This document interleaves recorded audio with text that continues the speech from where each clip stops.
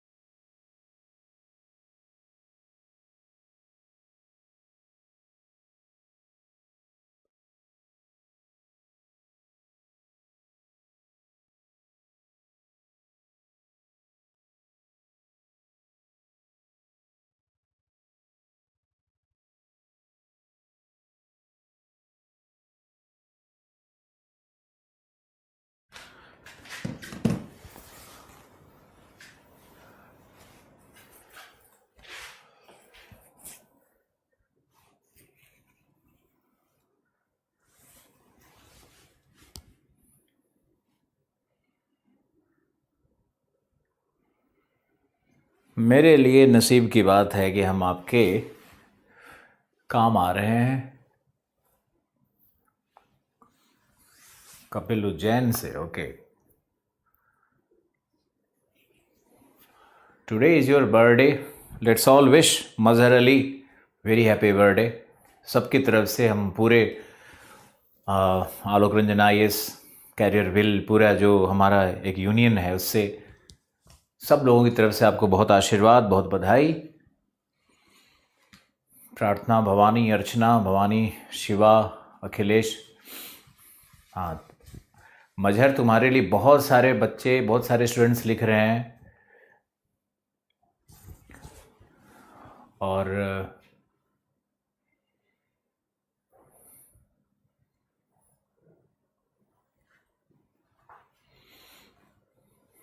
Happy birthday मजहर के नाम से बहुत सारा फ्लैश कर रहा है।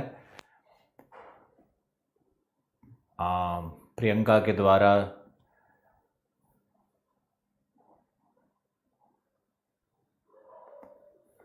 Thank you Geeta, thank you so much. बहुत स्ट्रगल है लाइफ में, ये कौन दुखियारा आ गया। हिमांशु तिवारी, हम जरूर आएंगे। इलाहाबाद यूनिवर्सिटी के गली में भी मैंने घूमा हुआ है, वहाँ के हॉस्टल्स में हमने घूमा हुआ है। अर्चना लिख रही है हैप्पी बर्थडे मजहर भाई साहब। नितेश पांडे लिख रहे हैं मजहर अली को बहुत बहुत जन्मदिन की शुभकामना। सबकी तरफ से आ रहा है।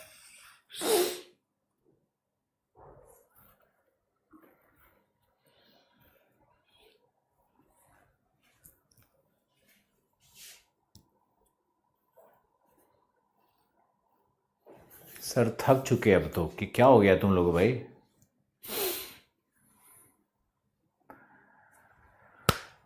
अवतरण दिवस की हार्दिक शुभकामनाएं। सौरभ प्रजापति, बहुत सुंदर शब्द का प्रयोग। सर मैं ईटा से हूँ।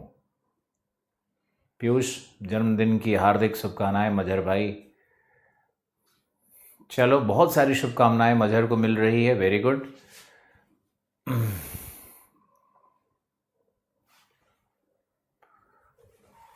थैंक यू प्रार्थना।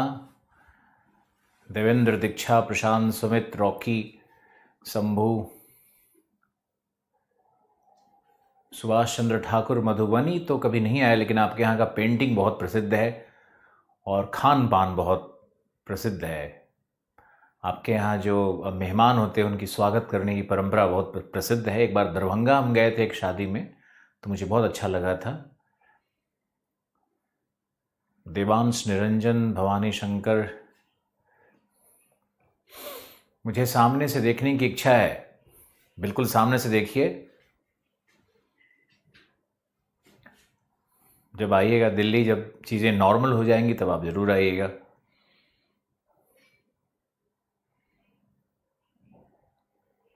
पार्टी के लिए कहाँ आना पड़ेगा मजहर।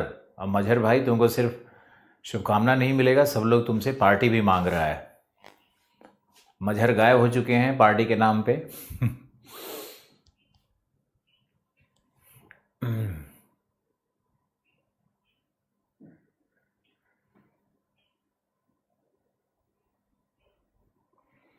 जो बाय फुल बैच करके आ रहा है ना, वो पीसीएस के लिए है, वो आईएएस के लिए नहीं है। और आईएएस और पीसीएस के बैच में जो अंतर है वो आने वाले महीने में स्पष्ट दिखने लगेगा। जो लोग बहुत धूर्तता और दिमाग लगा करके सोच रहे हैं कि दोनों में तो एक ही चल रहा है, उन लोगों को कहीं न कहीं जा कर के पछताना तो पड़ेगा ही। अब जो लोग सिर्फ पीसीएस के लिए हैं वो पीसीएस में रहें, जिनकी उम्र हो चुकी है 32 साल से अधिक, आईएएस के अब देने के उम्र नहीं है उनकी, उनके लिए पीसीएस का कोर्स करवाया जा रहा है। बाकी जितने नए बच्चे हैं और जितने भी 28-30 के बच्चे हैं, स्टूडेंट्स हैं, बच्चे क्या ही बोले उनको, तो ये सब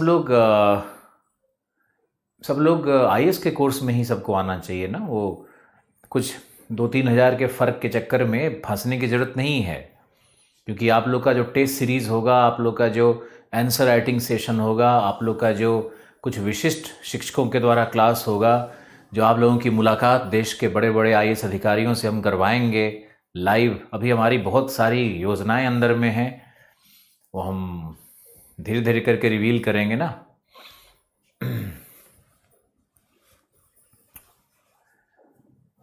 ओके,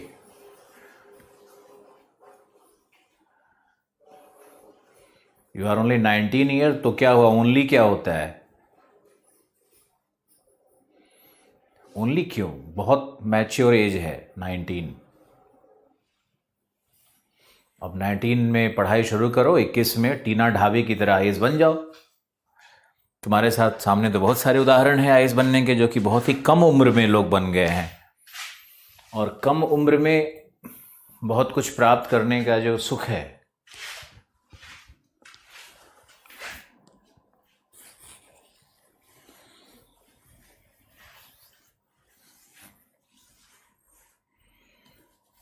अरे 27 कोई उम्र है यार? 27 उम्र क्यों तुम लोग जोड़ते हो? भारत में कोई उम्र जोड़ता है? हमारे 2 प्रकार का, अब एक तुम लोग को भाषण सुनना पड़ेगा। आज का 2 मिनट का सेशन आपका सिर्फ 2-3 मिनट लेंगे, और ये जो हमारे विचार हैं इससे शायद आपके मन की स्थिति बहुत बदल सकती है। और हम लोग भारतीयों को ये सिखाया जाता है कि हम लोग उम्र के सीमा में कुछ काम करने हैं और उम्र की सीमा में कुछ काम नहीं करने होते हैं। ऐसी पद्धतियां हैं हमारे यहाँ, लेकिन विदेश में या जो वेस्टर्न कल्चर है, जिसको हम लोग सब लोग अडॉप्ट कर रहे हैं, उनके साइंस को, उनके लिबरलिज्म को, उनके डेमोक्रेसी को, जिनको हम लोग अडॉप्ट कर रहे हैं, तो उन लोगों में ही कोई उम्र को टेम्पोरल कॉन्सेप्ट नहीं माना जाता है। उम्र को कोई गिनती नहीं की जाती है। उम्र कोई नंबर्स नहीं है। हम लोग उम्र को नंबर्स के रूप में देखते हैं। चलो एक बात आपसे हम पूछते हैं कि मिलिंद सोमन की उम्र है, वैसे अगर नंबर्स में देखोगे तो 54-55 साल के हो चुके हैं, लेकिन वो व्यक्ति जो तुम्हारे गांव में 55 साल का व्यक्ति है, क्या दोनों व्यक्ति एक ही प्रकार का है? क्या मिलिंद सोमन जो 55 साल के हैं और आपके गांव में जो आपके चाचा की उम्र 55 साल की हो चुकी है, क्या दोनों एक ही जैसे हैं? बिल्कुल नहीं। तो दोनों की जो टेम्पोरल एज है, जो गणित उम्र है, वो तो एक हो सकती है, लेकिन जो मेटाबॉलिक एज होता है, जिसको हम लोग शरीर के स्ट्रेंथ और पावर और बौद्धिक क्षमता और ऊर्जा, इनके आधार पर जो उम्र, मेटाबॉलिक एज कहते हैं उसको, ये जो उम्र हम लोग देखते हैं, तो वो उम्र कितनी है, इस पे कंपैरिजन करोगे तो हो सकता है कि मिलिंद सोमन की जो उम्र होगी वो अभी 22 साल निकल करके आएगी। यानी व्यक्ति 55 साल में भी 22 साल का व्यक्ति होता है। उसमें ऊर्जा होनी चाहिए, ताकत होनी चाहिए, उसके मसल्स में स्ट्रेंथ होना चाहिए, उसका ब्रेन पावरफुल होना चाहिए। वो देखो मिलिंद सोमन साहब 45 किलोमीटर की यात्रा, 45 किलोमीटर रनिंग करते हैं, 45 किलोमीटर भागते हैं। कल्पना करो, मिलिंद सोमन को रोल मॉडल बना लो जिंदगी में। और देखोगे तो जो आइसलैंड के पास जो आयरिश सी है और जो वहाँ पे जो बर्फीले सागर हैं आइसलैंड के पास, उसमें वो बर्फ के पानी में अंदर कूद करके और उसने लगभग 30-40 किलोमीटर स्विमिंग किया समुद्र में। तो आप उस व्यक्ति को कैसे कह सकते हो कि 55 साल का, तुम 27 साल के हो, अभी 2 बार नहाओगे ठंड में खांसी होने लगती है तुमको। तो तुम ये सोचो ना कि तुम्हारे अंदर में, तुम तो मिलिंद सोमन से भी बूढ़े हो। तो उम्र मत जोड़ा करो कि मैं 27 का हूं, मैं 18 का हूं, मैं 19 का हूं तो मेरा क्या होगा। अरे उम्र नहीं होता है, बौद्धिक। अब सचिन तेंदुलकर है, वो 16 साल की उम्र में फेस करने गया, वसीम अकरम ने पहला बॉल उसके सर पे मारा और खून बह गया। 16 साल के बच्चे पे इतना बड़ा प्रहार। वसीम अकरम दुनिया के सबसे खतरनाक गेंदबाज थे अपने टाइम में, लेकिन तेंदुलकर का देखो, उसकी ऊर्जा, उसकी ताकत, उसकी बौद्धिक क्षमता, उसके अंदर का वो पुरुष, वो कितना शानदार था कि उसने कहा कि नहीं, खून बह रहा है, लोग कह रहे हैं रिटायर हो जाओ, आप दूसरा बॉल भी मारेगा तुमको। तेंदुलकर बोला कि नहीं, मैं खेलूंगा। उसने बस 3 शब्द कहे, I am not going, I will play, मैं खेलूंगा। तेंदुलकर ने अगले ही बॉल पर वसीम अकरम को स्ट्रेट ड्राइव चौका मारा। इतिहास के पन्नों में ये घटनाएं दर्ज हो जाती हैं।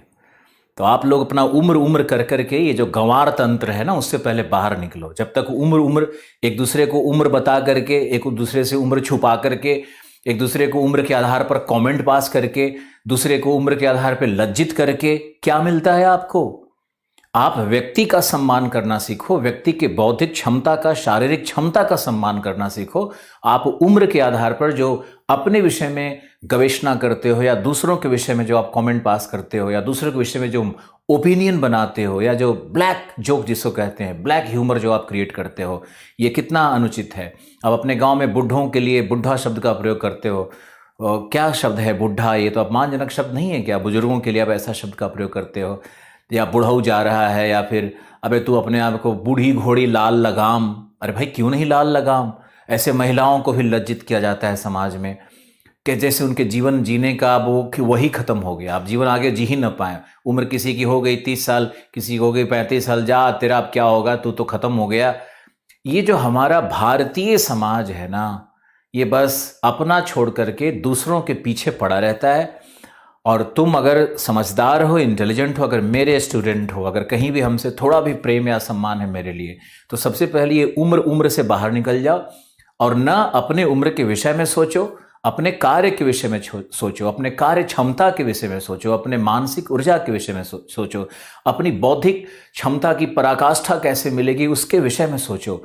न कि आप ये सोचते रहो कि हमारी उम्र तो अब इतनी हो गई है, मैं तो वयोवृद्ध हो गया, अब मैं इस कार्य के लायक नहीं हूं, अब मेरा क्या हो गया, जीवन का अंतिम काल आने वाला है। ये कितने लोग सोचते हैं। जीवन तो वही जिया है, या जीवन वही जीने का विधि भी वही है कि आप 80 साल की उम्र में भी एक नई योजना बना रहे हो, आप बहुत अच्छा वॉक और रनिंग कर रहे हो। मिलिंद सुमन की माताजी को देखो, मिलिंद सुमन की माताजी पुशअप मारती हैं और 14 किलोमीटर अभी उन्होंने दार्जिलिंग में मैराथन पहाड़ पे वो रनिंग की हैं।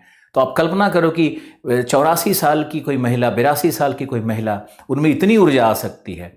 हमने अपने घर में देखा है, हमारी माताजी 65 साल की उम्र में, 64 साल की उम्र में ही, क्या कहें 60 साल की उम्र से वो ढेर हो चुकी हैं।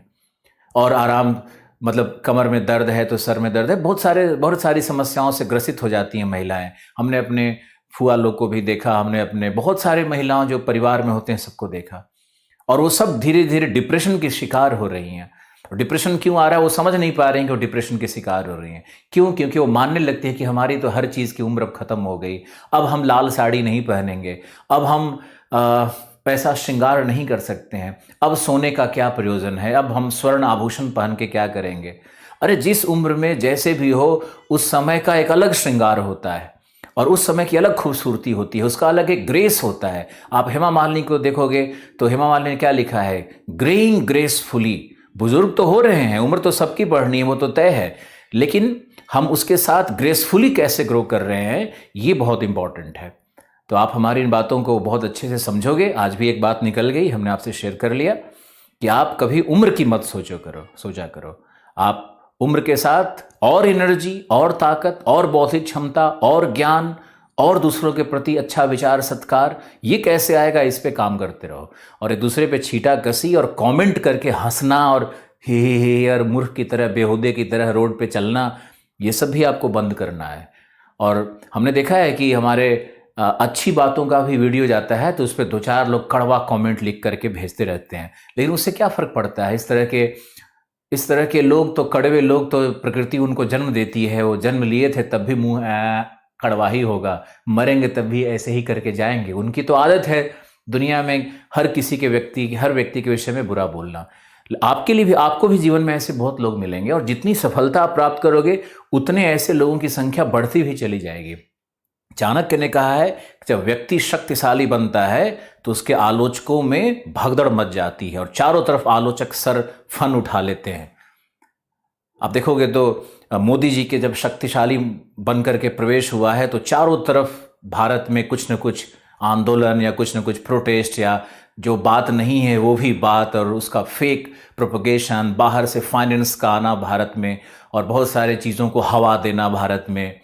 तो ये सब चीज़ें चल रही है क्योंकि सबको मालूम है कि एक शक्तिशाली पुरुष बैठा हुआ है शासन पे। विदेश को मालूम है तो विदेशी शक्तियां अंदर में प्रवेश करने लगती हैं, कुछ न कुछ करने लगती हैं। उनकी पॉलिसी का आलोचना करना भी जरूरी है।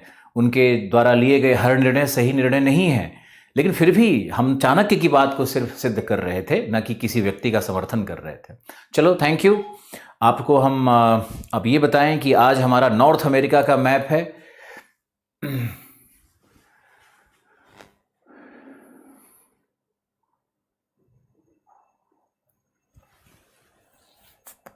अशोक खेमका अगर सब लोग बन जाओगे ना, बिल्कुल जा सकते हो इंग्लिश बैच में।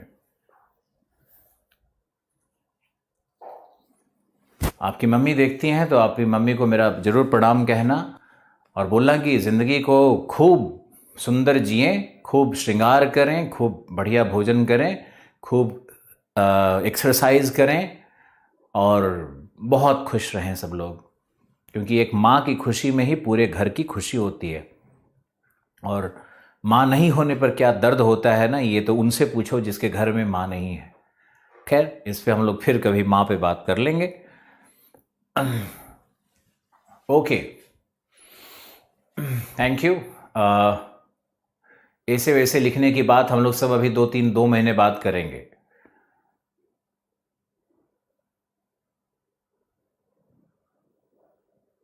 एक साल एनसीईआरटी पढ़ लिया है, बहुत अच्छा किया है। एशिया के सारे डिवीज़न नहीं पढ़े गए। कौन सा डिवीज़न नहीं पढ़ा गया भाई? कौन सा डिवीज़न नहीं पढ़ा गया? इस तरह से लिखने से ज़्यादा अच्छा है कि पीयूष जी आप लिख करके भेजिए कि कौन सा डिवीज़न नहीं पढ़ा गया, और ये हमारी मर्जी है, आपके आदेश से थोड़ी पढ़ाया जाएगा, हमारा मर्जी है। आप पहले लिख के भेजिए कौन सा डिवीज़न नहीं पढ़ाया गया। आप लिखिएगा साउथ एशिया नहीं पढ़ाया गया, तो आप लोग क्लास तो सुनते नहीं हो। 75 बार क्लास में समझाया कि साउथ एशिया में भारत ही मुख्य है और भारत के भूगोल के साथ उसको करेंगे, तब भी आपका दिमाग वही चल रहा है। अपना ये सब जो हरकत है ना बुद्धि चलाने वाला, उससे थोड़ा बाज आ जाइए। जो करवाया जा रहा है जिस योजना के तहत, उसी को करिए। ये जो गंवार तंत्र से आप मत जुड़िए। मुझे बहुत नफरत है इस तरह के लोगों से और इस तरह के कमेंट से। ओके, क्या नहीं पढ़ाया जा रहा है ये आप मत डिसाइड करो। इतना अक्ल हम लोगों को है कि कौन सा पढ़ाना है और कौन सा नहीं पढ़ाना है। साउथ एशिया कब पढ़ाना है, कैसे पढ़ाना है, वो मेरे सर पे है, आपके सर पे नहीं है।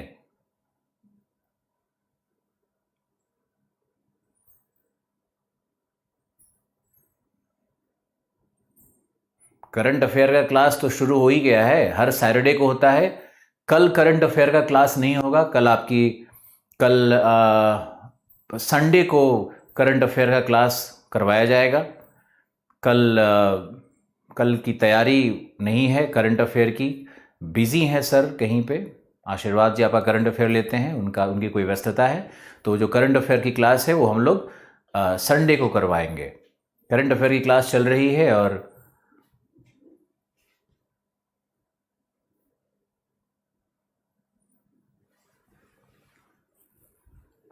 गंवार उसको बोला जाता है जिसमें बुद्धि हो लेकिन मूर्ख की तरह बात करे, उसको गंवार कहते हैं।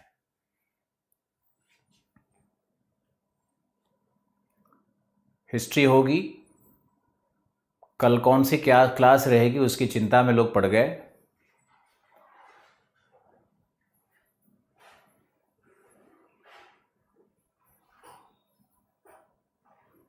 दीपक आर्या, बिल्कुल, आप ऐसा क्यों सोच रहे हो?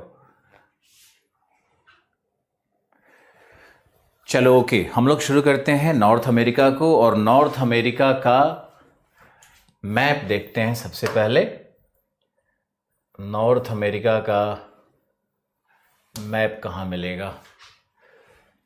यहाँ मिलेगा। तो सबसे पहले तो हम आपको ये नॉर्थ अमेरिका का जो हम करते रहे हैं, सबसे पहले पॉलिटिकल मैप ही आपको दिखाते हैं। और इस पॉलिटिकल मैप को आप देखो, ये स्पष्ट दिखेगा। मैंने कलरफुल मैप लिया है ताकि आप लोगों को बहुत अच्छे से दिखे और मैप देखने में कोई समस्या ना हो। नॉर्थ अमेरिका हम लोग पढ़ने वाले हैं, इसलिए बिल्कुल चिंतन और ध्यान लगा लो। नॉर्थ अमेरिका बहुत ही इम्पोर्टेंट है, और नॉर्थ अमेरिका में हम लोग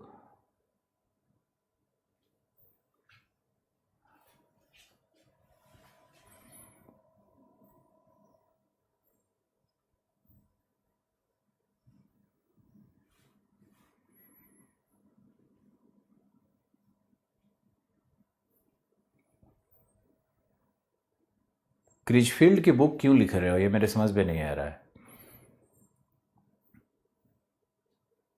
देखो, आईएएस बन के भी लोग असफल हैं। हमारे प्रोफेशन में भी जो सफल लोग हैं वो भी बहुत असफल हैं। अंत में यही काउंट करता है। अभी नहीं समझोगे हमारी बातों को, अभी कम उम्र है तुम्हारी। आप अंत में ही काउंट करोगे कि आपने ज़िंदगी कैसे जिया, किस पद पे थे। बड़े बड़े लोग पद पे रहे, प्रधानमंत्री लोग रहे, लेकिन अंत काल कैसे कटता है, और कितने सुखद संबंध रहे आपके जीवन में, कितने मधुर संबंध आपने बनाए, यही मैटर करेगा। अब आप लोग एटलस निकालिए, और एटलस में आप लोगों को निकालना है नॉर्थ अमेरिका। रूस और यूरोप का पीडीएफ आ जाएगा। हमारे लोग काम पे लगे हुए हैं, बहुत तेजी से लगे हुए हैं।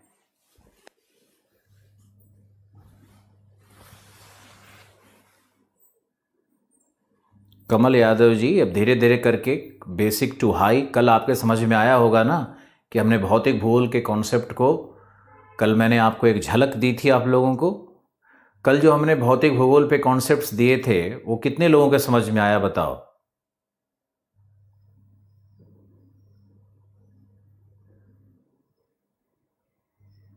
संजय मिल रहा है? बिल्कुल मिल रहा है।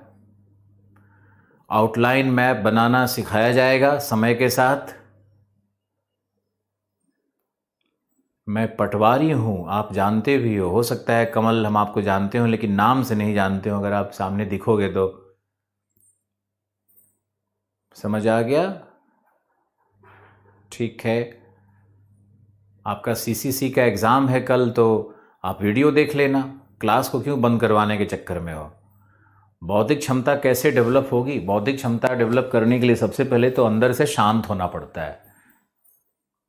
जैसे ही किसी के लिए एंगर आए, मान लो मेरे लिए ही क्रोध आ रहा है, मेरे लिए ही तुम्हारे अंदर में घृणा आ रहा है, मेरे लिए ही ईर्ष्या आ रहा है, या अपने भाई के लिए आ रहा है, या किसी दोस्त के लिए आ रहा है, समझो कि कुछ बौद्धिक क्षमता नहीं बढ़ने वाली।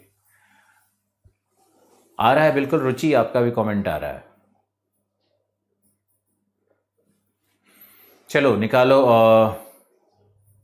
Thank you Rajvardhan. कल अब आप निकालो, जल्दी से एटलस निकालो। नॉर्थ अमेरिका का एटलस निकालना है, और नॉर्थ अमेरिका में हम सबसे पहले आपको पॉलिटिकल मैप दिखाएंगे। नॉर्थ अमेरिका में आपको देखना है United states of America, USA का एक मैप होगा, पॉलिटिकल मैप, जिसमें सभी स्टेट्स दिख रहे हैं। एक होगा नॉर्थ अमेरिका का पॉलिटिकल मैप, एक होगा नॉर्थ अमेरिका का फिजिकल मैप, और एक होगा आपका यूनाइटेड स्टेट्स ऑफ अमेरिका का, यूएसए का एक होगा पॉलिटिकल मैप।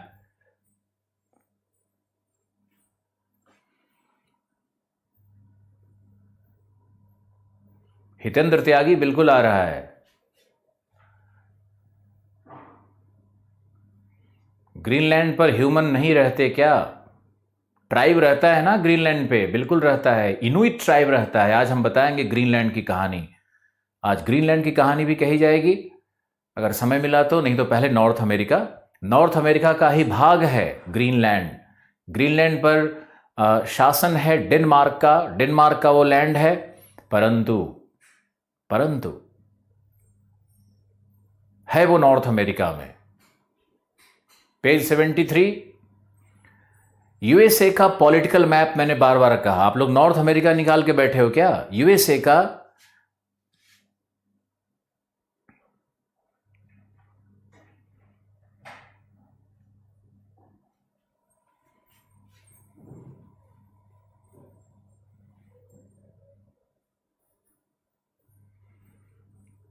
का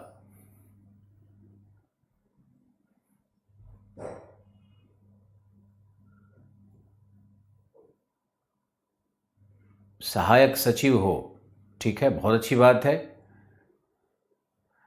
मुझे तो लगता है कि जितने लोग एसएससी की तैयारी करते हैं, आज रात को, आज शाम को 8 बजे हम बिल्कुल लाइव होंगे यूट्यूब पे और एक सेशन लेंगे, ओरिएंटेशन सेशन लेंगे आईएएस के बच्चों के लिए, पीसीएस के बच्चों के लिए। एक महत्वपूर्ण घोषणा कर देते हैं, सब लोग सुनो। आज शाम को 8 बजे हम बिल्कुल लाइव होंगे और सब पे होंगे, हम अपने यूट्यूब चैनल पे भी होंगे और कैरियर व्हील के सभी चैनल्स पे हम होंगे लाइव। और हम उस लाइव में आईएएस बनना और पीसीएस अधिकारी बनने की जो पूरी कहानी है और पूरी मेहनत है, उस पे बात करेंगे। हमने सोचा कि क्लास में इतनी बातें करने से फ़ायदा नहीं है, एक लाइव सेशन इसी तरह से हम देते रहेंगे और उस तरह से आप लाइव सेशन कोई भी सुन सकता है।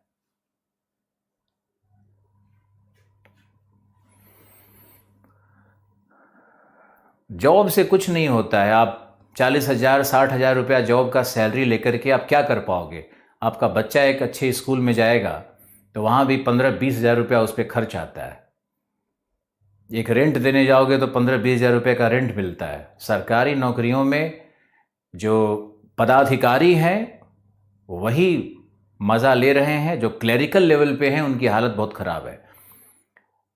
तो लोग ये सोचते भले ही हैं कि मुझे नौकरी मिल गई, सहायक सचिव बन गए या वो बन गए, लेकिन उनका दर्द देखोगे ना, वो टिफ़िन उठा करके जाना और टिफ़िन खा करके घर लौटना मेट्रो से, यही उनकी ज़िंदगी है। वहीं अधिकारियों को देखोगे, गाड़ी है, सिक्योरिटी है, घर मिला हुआ है, बंगला है, क्या नहीं है, उच्च सैलरी है, इज्जत है।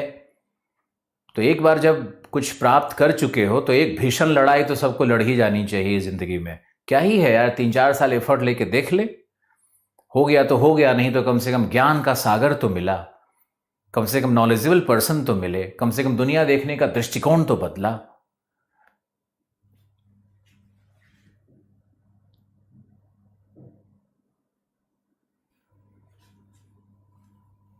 Okay, review officer.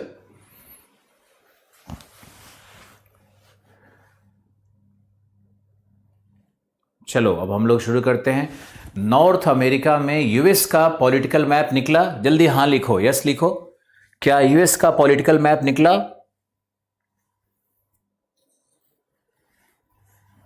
Okay, very good Abhimanyu, thank you. Mazhar, okay, great, well done. सब लोग का निकल गया, हमारा भी देखो निकला पड़ा है। तो हम लोग यूएस के मैप में चलते हैं। यहां देखो ये यूएस, और पहले आप अपने में नोट करो कि नॉर्थ अमेरिका है क्या। तो आप लिखो पहले नॉर्थ अमेरिका। तो नॉर्थ अमेरिका क्या है? नॉर्थ अमेरिका में हम लोग लेते हैं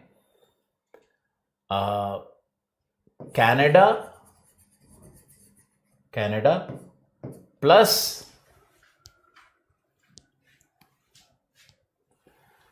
यूएसए प्लस ग्रीनलैंड। मूल रूप से ये तीनों नॉर्थ अमेरिका कहलाते हैं, लेकिन जो नाफ्टा है, एक ऑर्गेनाइजेशन का नाम आपने सुना है, NAFTA। अब लिखो NAFTA, north American free trade area, NAFTA. कितने लोग नाफ्टा जानते हो? नाफ्टा क्या है? North American free trade area, पढ़ाई शुरू हो चुकी है। NFTA क्या है, नहीं जानते? Free trade area. तो जब हम लोग north American free trade area की बात करेंगे तो उसमें आ रहा है मिथिलेश, आपका भी आ रहा है। तो इसमें नाफ्टा में मेक्सिको भी सम्मिलित हो जाता है, मेक्सिको भी सम्मिलित हो जाता है, यानी कनाडा 1, US 2 और मेक्सिको 3, यानी नाफ्टा में 3 देश हो जाएंगे, कनाडा, USA और मेक्सिको। 3 देशों का यूनियन है, आपको याद रखना है ये। यहां देखो इस पिक्चर में अगर आप देखना चाहोगे छोटी पिक्चर में, तो ये है हमारा मेक्सिको, ये है हमारा मेक्सिको और ये है हमारा US और फिर ये है हमारा, ये सारा आइलैंड वगैरह सब ले करके इधर तो अलास्का फिर US में चला जाएगा, यहां से मुड़ जाओ और ये ले लो। और ये जो है ये देखो हमारा है US, ये भी है US, ये अलास्का भी US का ही पार्ट है। ये है हमारा कनाडा, विशाल देश है कनाडा, और ये हमारा है मैक्सिको, ये हमारा मैक्सिको है। इसको हम लोग नाफ्टा कहते हैं, north Atlantic free trade area. Okay, ये एक मुक्त व्यापार क्षेत्र है। हितेंद्र त्यागी ने लिखा बड़ी सुंदर हिंदी में, मुक्त व्यापार क्षेत्र है, उत्तरी अमेरिका मुक्त व्यापार क्षेत्र। वेरी गुड, हिंदी भी आ गया भाई। तो ये नाफ्टा है। तो आपको समझना है नॉर्थ अमेरिका क्या है, नाफ्टा क्या है। अब एक तीसरा शब्द आता है एंग्लो अमेरिका, जो मैंने आपको पहले ही बताया था। एंग्लो अमेरिका क्या है? तो एंग्लो अमेरिका में ANGLO, एंग्लो अमेरिका में आएगा कनाडा प्लस USA। इसमें मेक्सिको नहीं आता है क्योंकि मेक्सिको को हम लोग लैटिन अमेरिका देश मानते हैं। लैटिन अमेरिका है ये, मेक्सिको को लैटिन अमेरिका कहा जाता है, लैटिन भाषा बोली जाती है।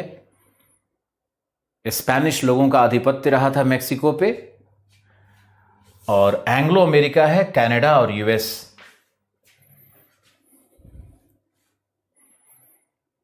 नॉर्थ अमेरिका क्या है, नाफ्टा क्या है, एंग्लो अमेरिका क्या है, इन शब्दों से पहले आप लोग परिचित हो जाओ। और अब हम लोग चलते हैं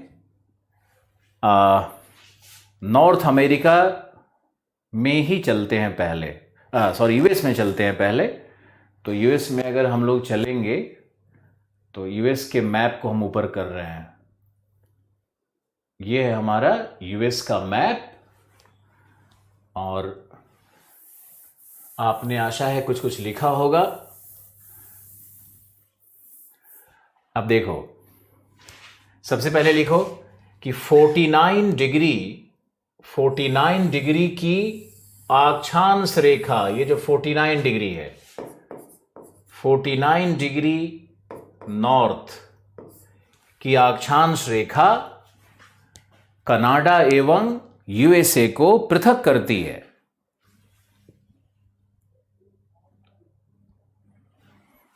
1 जनवरी 1994 को नाफ्टा प्रभाव में आया था।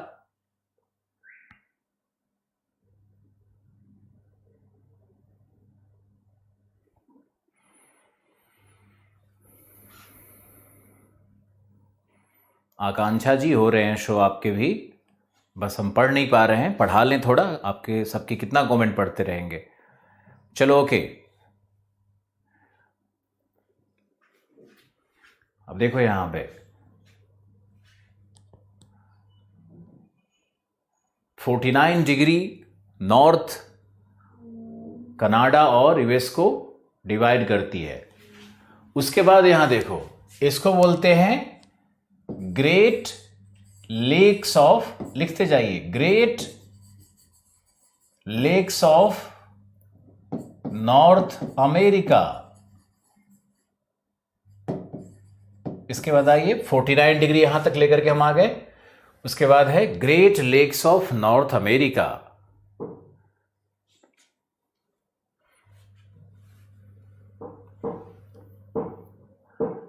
ये ग्रेट लेक्स कौन से हैं, कैसे निर्माण हुआ, इनका एक कोड है।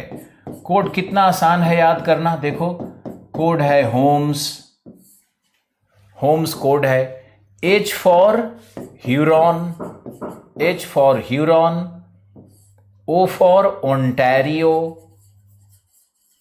O for Ontario, M for Michigan, Michigan lake, E for eerie,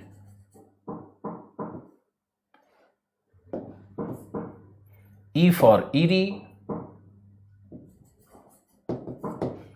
और S फॉर सुपीरियर। 5 लेक का नाम और पांचों लेक के नाम को हम लोग एक कोड के माध्यम से याद कर लेंगे। होम्स, नॉर्थ अमेरिका में सबसे पहले क्या देखना है, 49 डिग्री लैटिट्यूड। उसके बाद क्या देखना है, the great lakes of North America, उसका कोड है होम्स। अब होम्स अगर कोड आपने देख लिया है तो हम यहां पे इसको लिख देते हैं। देखो ये जो सबसे नीचे है, जो सबसे नीचे लेक ऐसे दिख रहा है, ये है एम मिशिगन, ये है एम मिशिगन है। मिशिगन एकमात्र लेक है जो यूनाइटेड स्टेट्स ऑफ अमेरिका में पूरी तरह प्राप्त होता है, वो लेक है मिशिगन। तो आप लिखना शुरू करो, लेक मिशिगन, एकमात्र लेक जो यूएसए का, जो पूर्णतः यूएसए का अधिकार है जिस पर। त्रिपाठी जी परेशान है, ग्रीनलैंड नहीं हुआ सर, ग्रीनलैंड हम नहीं करवाएंगे त्रिपाठी जी, ऐसे ही भाग जाएंगे, आपका पैसा गया, आप हो गए बर्बाद। मूर्खानंद ये सब मत लिखा करो, क्या हो गया नहीं हो गया वो हम ही को नहीं पता है।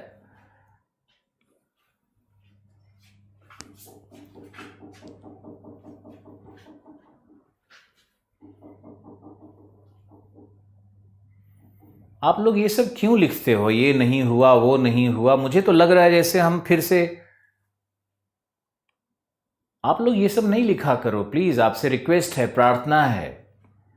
जो नहीं हुआ मतलब नहीं करना है, करवाएंगे भी नहीं उसको। तुम्हारे मर्जी से आदमी पढ़ाए क्या तुम्हारे, या फिर तुमको लगता है कि शायद छूट गया होगा, मतलब इतने भुलक्कड़ हैं क्या। क्लास की अपनी योजना है, उसके हिसाब से चलने दीजिए। चलो ओके, तो आप देखो great lakes of North America में होम्स मैंने कोड बताया और उससे 5, ये है मिशिगन। मिशिगन आपने क्या लिखा, जो संपूर्ण पूर्ण रूपेण यूएस का भाग है। अब देखो ये है छोटा वाला लेक है ओंटारियो, ये लेक है ओंटारियो ओ, ये लेक है छोटा वाला है ई, ओंटारियो ईरी 2 लेक हुआ, मिशिगन 3, ये एच है ह्यूरॉन और एस है सुपीरियर। 5 लेक,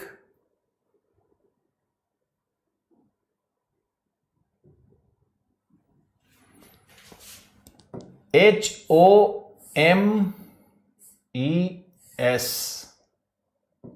HOMES ऐसे स्टार बन जाता है ये, फिर एच पे चले जाओ तो ये स्टार बन जाता है, तो आपको याद रहेगा HOMES, फिर ऐसे वापस डमरू बन जाता है, डमरू।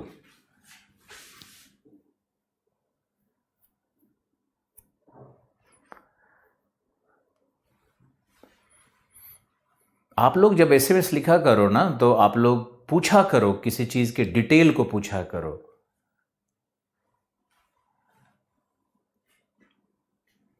थोड़ा धैर्य रखना चाहिए।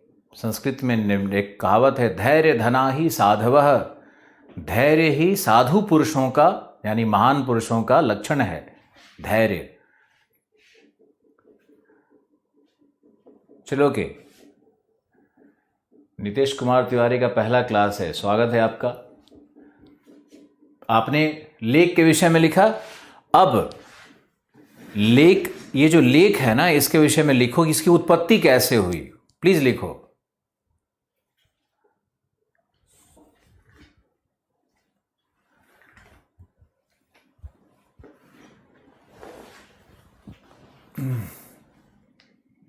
थारा किचन सो किटी आवाज आवा है। किचन से तो मेड चली गई, आवाज कैसे आ रही है? हमारे छत के ऊपर भी तो लोग किचन में कूट रहे हैं कुछ। आप लिखो इसके विषय में, प्लीज लिखो।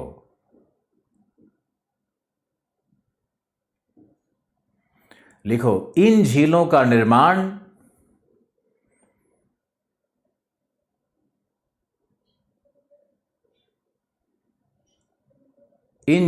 निर्माण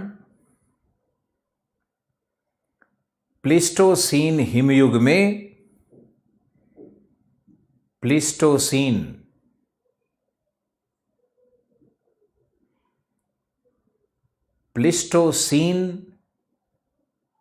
हिमयुग में, आइस एज में 2 मिलियन वर्ष पूर्व हुई। 2 मिलियन वर्ष पूर्व हुई,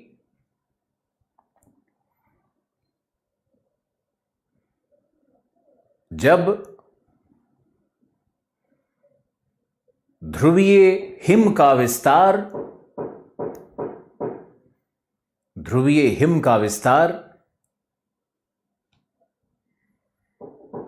एवं हिम नदियों का प्रवाह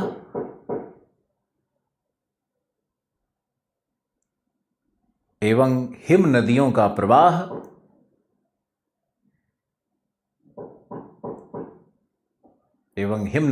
प्रवाह 45 डिग्री नॉर्थ अक्षांश तक था।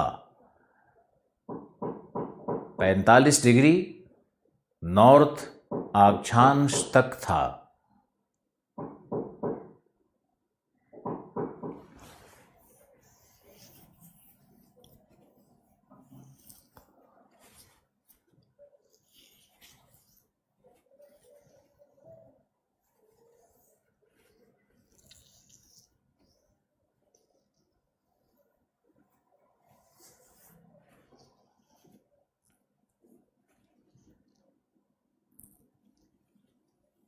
ओके, फिर लिखो नेक्स्ट। बर्फ के या हिम के भार के कारण,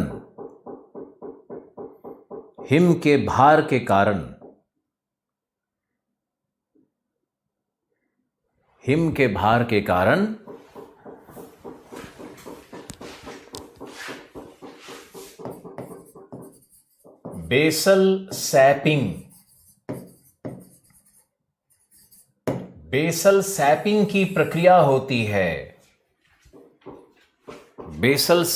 प्रक्रिया होती है।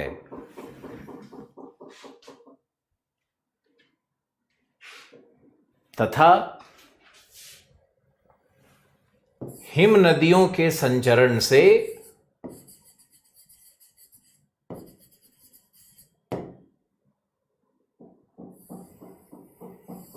चट्टानों का प्लक करना मतलब तोड़ना, प्लक मतलब ऐसे टुकड़ा तोड़ करके उठा लेना। चट्टानों का प्लकिंग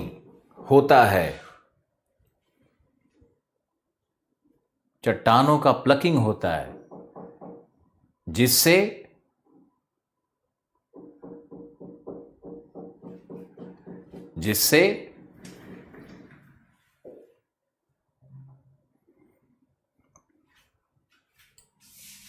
टार्न झील,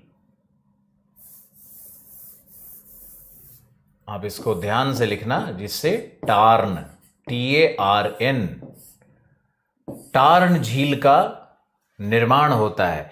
अब टार्न का कोई हिंदी नहीं है,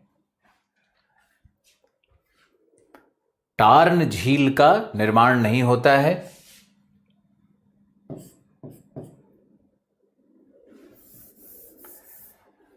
टार्न झील और दूसरा होता है फिंगर लेक। कुछ लोग दोनों को एक ही मानते हैं लेकिन आकृति में अंतर होता है। टार्न झील ज्यादा गहरा और चौड़ा होगा, फिंगर लेक शैलो और लंबा होता है। तो टार्न झील एवं फिंगर लेक का निर्माण हुआ।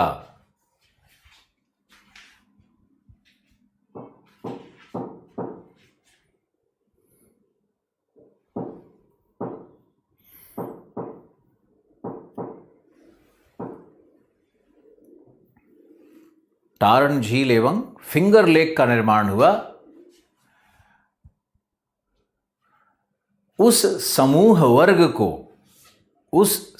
वर्ग को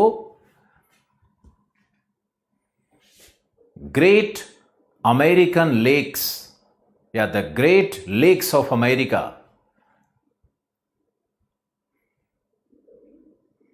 ग्रेट लेक्स ऑफ अमेरिका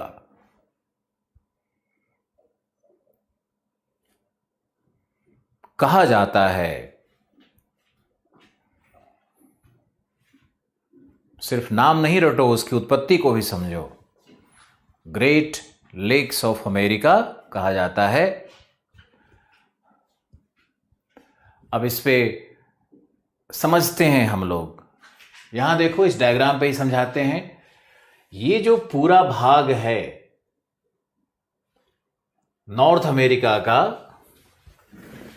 जो ये पूरा भाग है यहां तक इस तरह से, ये पूरा भाग जहां तक हमने ये लाइन ऐसे ड्रॉ कर दिया, ये पूरा भाग जहां तहां हिम नदियों से व्याप्त हो चुका है। अगर इधर आओगे मोंटाना इडाहो की तरफ, वॉशिंगटन की तरफ, तो यहां पे हिम नदियां नहीं मिलती हैं।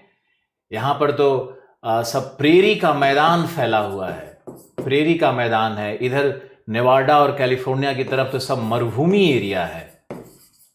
इधर का भाग है ना, ये थोड़ा मरुभूमि एरिया है, ड्राई एरिया है। और कनाडा के ऊपर का ये भाग है, यहां भी हिम का कोई अवशेष नहीं मिलता है, कोई चिन्ह नहीं मिलते हैं हिम नदियों के। लेकिन इस भाग में, पूर्व और उत्तर पूर्वी भाग में देखोगे तो हिम का प्रसार नीचे लगभग 45 डिग्री तक हुआ था जहां तहां।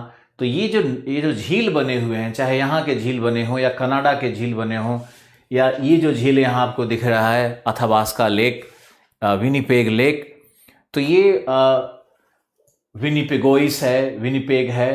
तो ये जो लेक्स हैं यहाँ पर बने हुए, और ये जो लेक्स बने हुए हैं, ये सारे लेक्स बने हुए हैं हिम नदियों के द्वारा। अब हिम नदियाँ कैसे बनाती हैं उस क्रियाविधि को भी समझो। मान लो कि हिम की मोटाई, हम कल्पना करते हैं कि हिम का अपना भार होगा। जैसे अंटार्कटिका पर आपने देखा है, हमने आपको पढ़ाया था कि हिम के भार के कारण वहां का कॉन्टिनेंट समुद्र के नीचे डूब चुका है।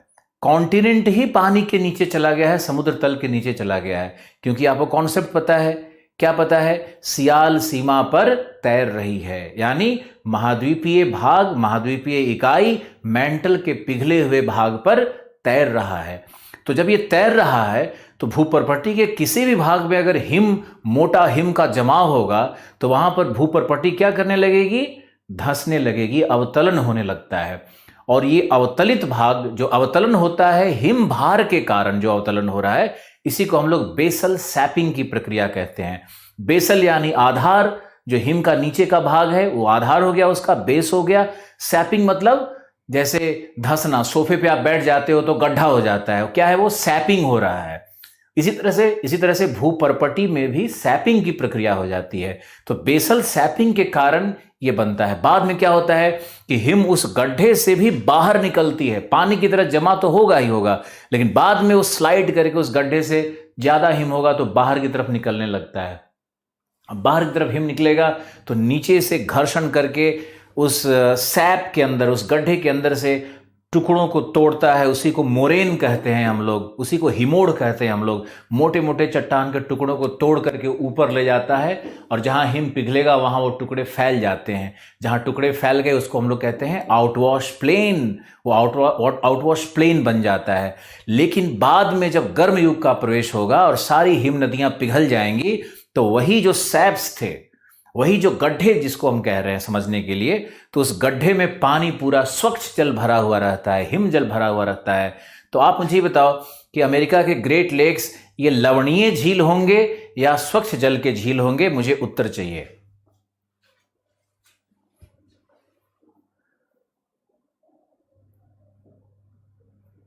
ईरी पूरी तरह से यूएस में नहीं है, फ्रेश वाटर लेक है। दीपक आर्य ने लिखा बिल्कुल सही, फ्रेश वाटर लेक हुआ क्योंकि हिम नदियों के द्वारा ये बना हुआ झील है। तो अब झील में एक और कॉन्सेप्ट समझाते हैं। झील में क्या है कि हमने यूएस और कनाडा की जो सीमा निर्धारित करने की कोशिश की है हमारे मानचित्र पर, सीमा तो खैर उन लोगों ने खुद ही निर्धारित किया है। तो यहां पे आप देखो कि झील का बंटवारा कैसे होगा। तो ये क्या है, इसके बीच से, इसका जो बीच का मध्य बिंदु लिया गया, फिर इस झील का भी मध्य बिंदु लिया गया, फिर इधर भी ईरी से आधा झील लिया गया, फिर इधर भी लिया गया और तब ये रेखा बनाया गया है। तब ये रेखा देखो बनाया गया है। ये मेन तक, ये अमेरिका यहां तक बिल्कुल फैला हुआ है ऊपर। यहां देखो, अब देखो यहां पे ये जाकर के ये सेंट लॉरेंस नदी यहां पे मिलेगी जो इस सेंट लॉरेंस गल्फ में प्रवेश कर जाती है। तो यहां देखो, ये देखो यहां पे ध्यान से, ये है Saint Lawrence gulf. Saint Lawrence Gulf आपको दिख रहा होगा शायद, सेंट लॉरेंस गल्फ। वहां से ये सेंट लॉरेंस नदी लिख देते हैं, सेंट लॉरेंस रिवर हमारे मैप में नहीं है। फिर ये हमारा क्या है, लेक ओंटारियो, लेक ईरी, यह है हमारा ह्यूरॉन, यह है हमारा मिशिगन, यह है हमारा सुपीरियर। तो मिशिगन को छोड़ के सभी झील के मध्य बिंदु को लिया गया है अमेरिका और कनाडा के विभाजन के लिए। और ये जो मध्य बिंदुओं को जोड़ने वाली जो रेखा होती है इसी को हम लोग कहते हैं थॉलवेग। इसको हम लोग कहते हैं थॉलवेग। तो थॉलवेग प्रिंसिपल के आधार पर, थॉलवेग के आधार पर, यानी जो झीलों के गहनतम बिंदुओं को जोड़ने वाली काल्पनिक रेखा है, उस बिंदुओं को जोड़ने वाली काल्पनिक रेखा को हम लोग थॉलवेग कहते हैं। और थॉलवेग के आधार पर झीलों का बंटवारा किया गया कनाडा और यूनाइटेड स्टेट्स के बीच में। आशा है आपको यह बात समझ में आई होगी। थॉलवेग का कॉन्सेप्ट क्या है बताओ। जैसे ही हम लोग अमेरिकन ज्योग्राफी पढ़ते हैं तो चूंकि हम कार्टोग्राफी भी बहुत मजा आता था मुझे पढ़ने में अपने टाइम्स में, तो थॉलवेग प्रिंसिपल पढ़ते थे हम लोग कि किसी भी झील को बांटना हो, नदी को बांटना हो दो स्टेट के बीच में, तो वहां पर थॉलवेग प्रिंसिपल का प्रयोग किया जाता है। हमने आपको इसलिए बता दिया क्योंकि भारत में भी कुछ नदियां हैं जो कि जिनके जल का बंटवारा किया जाता है, या विश्व में कई नदियां हैं जो सीमा बनाती है। तो सीमा बनाने में कैसे उस नदी के जल का बंटवारा होगा। तो एक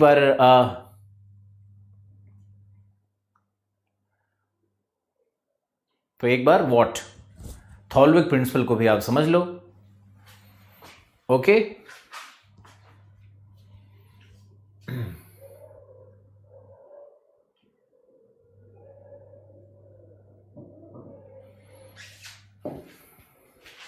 देखो मान लो ये सतह है और सतह पर ये हार्ड रॉक है और ये सॉफ्ट रॉक है और यहां भी हार्ड रॉक है, यहां भी हार्ड रॉक है। अगर यहां से हिम नदियां इस तरह से निकल रही है तो सॉफ्ट रॉक क्या होगा कि ये धंसना शुरू हो जाता है, ये धंसना शुरू हो जाता है इस तरह से। ये जो धंसने की प्रक्रिया है सॉफ्ट रॉक की, क्योंकि इसमें प्रतिरोधिता कम है, यही कहलाता है सैपिंग या बेसल सैपिंग कहलाता है। ये बेसल सैपिंग कहलाता है। और यहां पे पूरा देखो तो आइस जम जाएगा, इस पूरे भाग में धंसते चला जाएगा और बर्फ चला जाएगा। अब यहां से उच्च भाग से बर्फ आ रहा है तो फिर बर्फ यहां से निकल करके इस भाग पे फैलने लगता है और आगे जाके बर्फ ये पिघल जाता है, ये बर्फ पिघल जाएगा और पानी यहां फैलने लगेगा चारों तरफ। यहीं पे बनता है आउटवॉश प्लेन, यही बनेगा आउटवॉश प्लेन। और यहीं इस गड्ढे से धीरे धीरे करके हिम इनके टुकड़ों को प्लकिंग करेगा, ये पत्थर के टुकड़ों को यहां से तोड़ करके अपने साथ उठाएगा धीरे धीरे। प्रतिदिन 2 सेंटीमीटर 3 सेंटीमीटर काम करता है ये सब। तो ये 2-3 सेंटीमीटर के दर से, यानी सोचो कितने लाख वर्ष लगेंगे इस प्रक्रिया में। ये धीरे धीरे इन टुकड़ों को यहां आकर के पानी, बर्फ पिघल गया तो ये टुकड़े चारों तरफ फैल जाते हैं। यही बेसल सैपिंग है, यही प्लकिंग है, ये आउटवॉश प्लेन है। और बाद में जब गर्म युग आएगा तो बर्फ पिघल जाएगा और इसमें पानी भरा हुआ रहेगा। ये क्या रहेगा, जल्दी बताओ क्या रहेगा? ये झील, टार्न झील, फिंगर लेक इसी तरह से बन जाता है। जो फिंगर झील होता है उसको लोग टार्न झील ही मानते हैं, लेकिन फिंगर झील इरोजन से बनता है। लेकिन जो टार्न झील है, जो बहुत गहरा होता है, वो बेसल सैपिंग की प्रक्रिया से बनता है।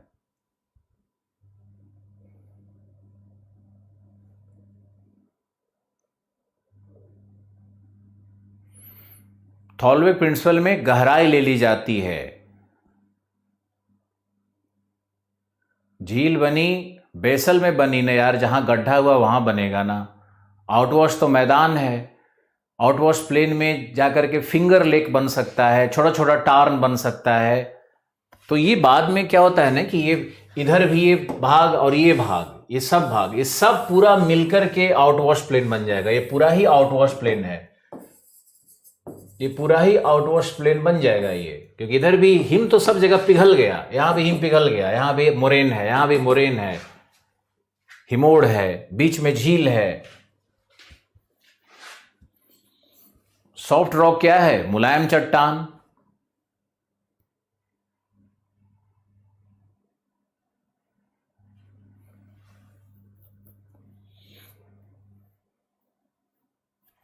फिंगर लेक्स ढाल वाले प्रदेश में भी ज़्यादा बनते हैं, ज़्यादा दिखते हैं। जैसे फिनलैंड में फिंगर लेक्स बहुत हैं।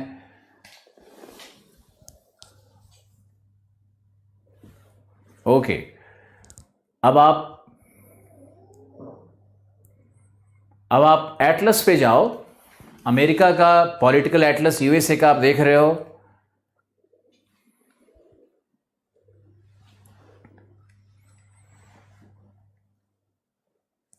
पॉलिटिकल मैप आप देख रहे हो, उसमें देखो कि ओंटारियो और इरी के बीच में नायग्रा जलप्रपात है या नहीं? नायग्रा जलप्रपात है या नहीं? वीडियो को दोबारा सुनिए, तीसरी बार सुनिए, चौथी बार सुनिए, समझ जाइएगा।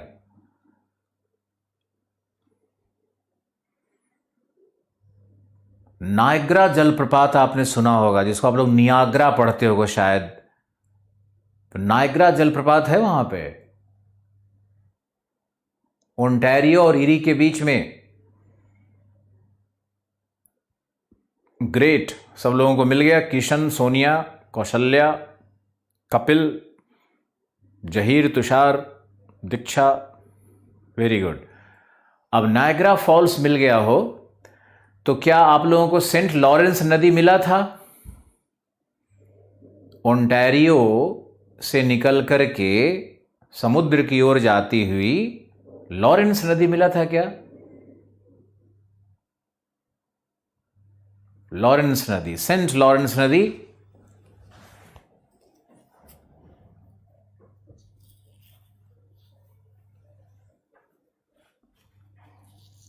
Very good. तो सेंट लॉरेंस नदी है। उसके बाद सेंट लॉरेंस गल्फ मिला क्या?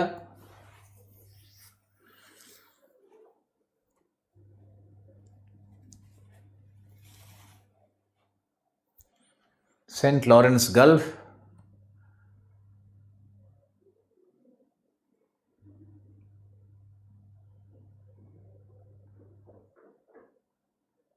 अटलांटिक में जा रही है। Okay, great. तो Saint Lawrence gulf, Saint Lawrence नदी, उसके बाद ओंटारियो लेक, उसके बाद नायग्रा जलप्रपात, उसके बाद इरी लेक। ईरी लेक मिल गया। अब आपको देखना है कि सुपीरियर और ह्यूरॉन, सेंट सॉल पेट्रे, सेंट सॉल्ट पेट्रे रैपिड्स है क्या?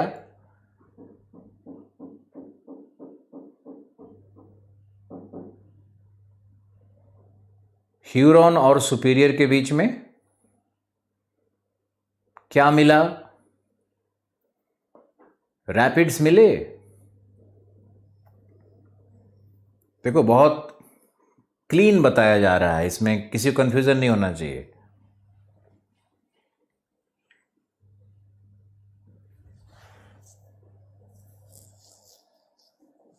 ये रैपिड्स बने हुए हैं। रैपिड्स मतलब क्या होता है?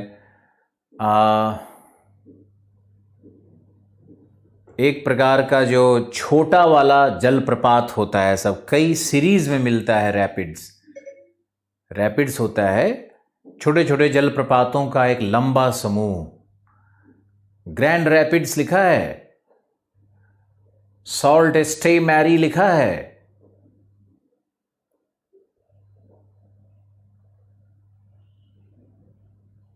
मैंने उसी को सेंट सॉल्ट बताया था। Okay, Sault, Saint Marie, Grand rapids,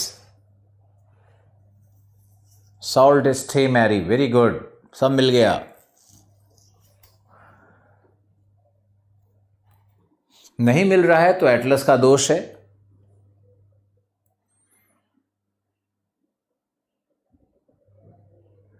Huron और ईरी के बीच में क्या है?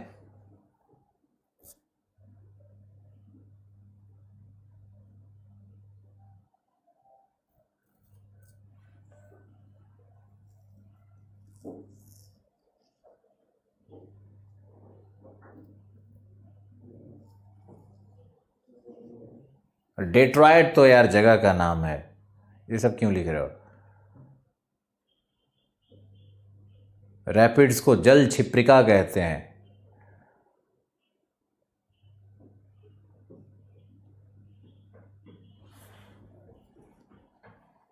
सब मिल गया। Okay, very good. अब दो नहर की बात की जाएगी। दो नहर बहुत इंपॉर्टेंट है। एक है सू कैनाल और दूसरा है वेलेंड कैनाल। लिख लीजिए, Soo canal, SOO, Soo canal है सुपीरियर और ह्यूरॉन के बीच में, और वेलेंड कैनाल है ओंटारियो और ईरी के बीच में। इसको लिखो पहले, Soo canal, वेलेंड canal.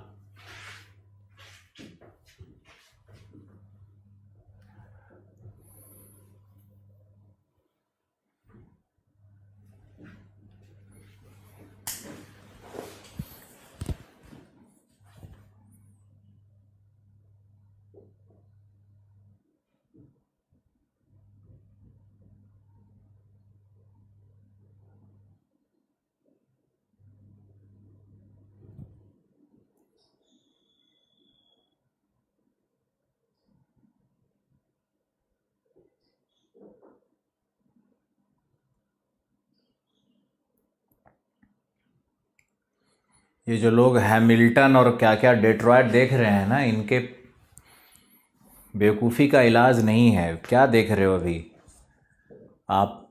Soo canal और वेलेंड कैनाल को लिखो। अब यहाँ पे लिखो, विश्व का सघनतम एवं व्यस्ततम, विश्व का व्यस्ततम, सघनतम नहीं, विश्व का व्यस्ततम अंतर्देशीय जलमार्ग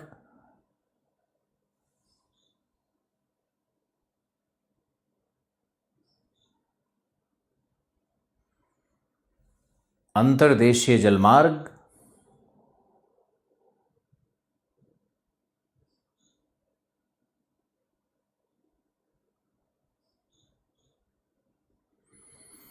आ रहा है रिया शर्मा।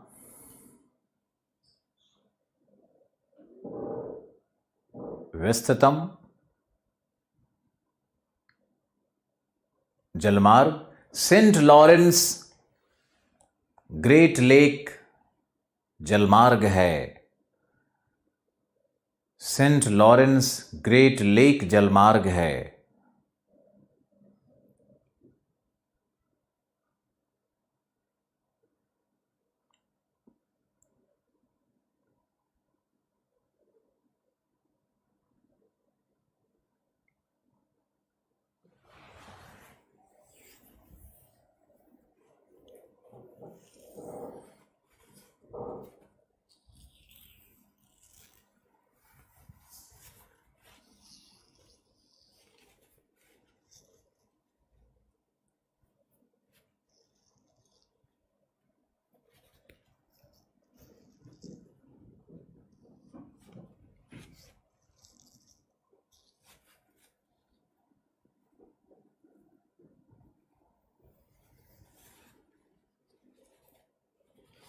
बिल्कुल राइन की तरह है।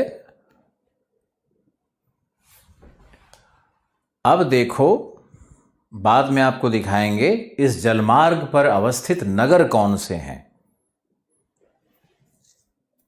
आपको दिखाएंगे हम, लेकिन अभी नहीं। जलमार्ग पे कौन कौन से बड़े बड़े नगर, औद्योगिक नगर अवस्थित हैं, उनको देखना है। ओके, अब हम लोग यूएस में चलते हैं। यूएस में चलते हैं। बिल्कुल हो रहा है शुभम सिंह।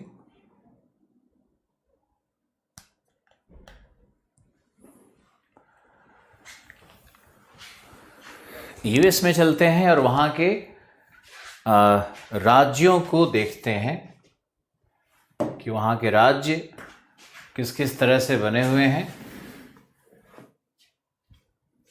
और सारे राज्यों का नाम आपको याद नहीं करना है, कोई रटने की कोशिश नहीं करोगे, बस कुछ राज्यों के नाम आपको ध्यान में रखने हैं। जैसे यहां देखो, ये जो पूरा भाग है, यहां पे ये जो नॉर्थ ईस्टर्न भाग है, ये जो पूरा भाग है, इसमें नीचे में आप पेंसिल्वानिया को,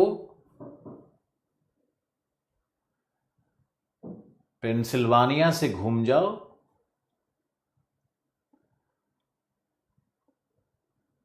और वर्जीनिया को दो भाग है, वर्जीनिया, पेंसिल्वानिया, वर्जीनिया, और नॉर्थ कैरोलिना के ऊपर से घूम जाओ। तो ये जो पूरा क्षेत्र हमारा बना, ये जो बना हमारा क्षेत्र, इसको कहते हैं न्यू इंग्लैंड रीजन, क्योंकि यहां पर इंग्लिश मैन माइग्रेट किए थे। यहां पर यूके के लोगों का पूरा ये स्टेट है। ये जो हम देख रहे हैं उत्तर पूर्वी यूएस को, तो उत्तर पूर्वी यूएस का जो पूरा भाग है, ये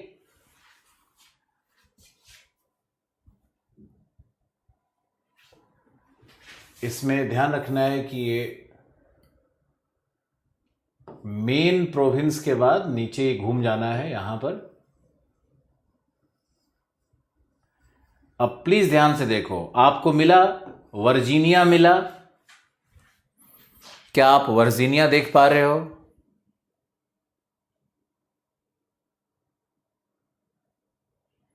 ओके, वर्जीनिया अगर मिल गया तो वर्जीनिया से ऊपर वेस्ट वर्जीनिया, पेंसिल्वानिया, ये सब मैरीलैंड, डेलावेयर, न्यू जर्सी, बड़ा छोटा छोटा स्टेट है, सब बहुत छोटा स्टेट है, सबका अपना संविधान है। न्यूयॉर्क, न्यूयॉर्क एक स्टेट है, ध्यान से देखते रहो। ये कनेक्टिकट छोटा छोटा है, यहां पे ये कनेक्टिकट है, तो मैसाचुसेट्स है, इस तरह से सब वर्मोंट है, न्यू ब्रिंसविक है, ये सारे छोटे जो स्टेट हैं, रोड आइलैंड है, डेलावेयर है, मैरीलैंड है, वर्जीनिया है, पेंसिल्वानिया है, न्यूयॉर्क है, ये जो पूरा स्टेट का समूह है, ये यूएस का सबसे इंपॉर्टेंट पार्ट यही है। वाइट लोग रहते हैं यहां पर, इंग्लिश भाषा यहां बोली जाती है। इसको कहा जाता है न्यू इंग्लैंड रीजन, जो कि यूएस का नॉर्थ ईस्टर्न भाग है। अब आप देखो दूसरा भाग बनाने जा रहे हैं, तो यहां है मिनेसोटा और आयोवा, और मिनेसोटा और आयोवा नहीं, आई एम सॉरी, मिनेसोटा ले लो और विस्कॉन्सिन ले लो, और उसके नीचे इलिनोइस और इंडियाना और Ohio, Indiana, Illinois, Michigan, Wisconsin, Minnesota. ये जो हमारा भाग निकल के आ रहा है, दूसरा भाग निकल करके आ रहा है, ये हमारा पहला भाग था। इस दूसरे भाग को यूएस में हम लोग कहते हैं लेक स्टेट्स। ये लेक स्टेट्स कहलाते हैं, जो झील से संपर्कित भाग है उसको लेक स्टेट्स कहलाते हैं। इसको हम लोग लेक स्टेट कहेंगे।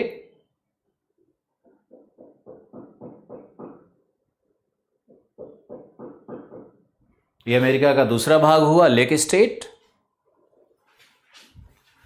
अब आओ इधर, बहुत ध्यान से देखना है तुमको। यह है नॉर्थ डकोटा, मिनेसोटा से पश्चिम आओ, north Dakota, south Dakota, Nebraska और कंसास।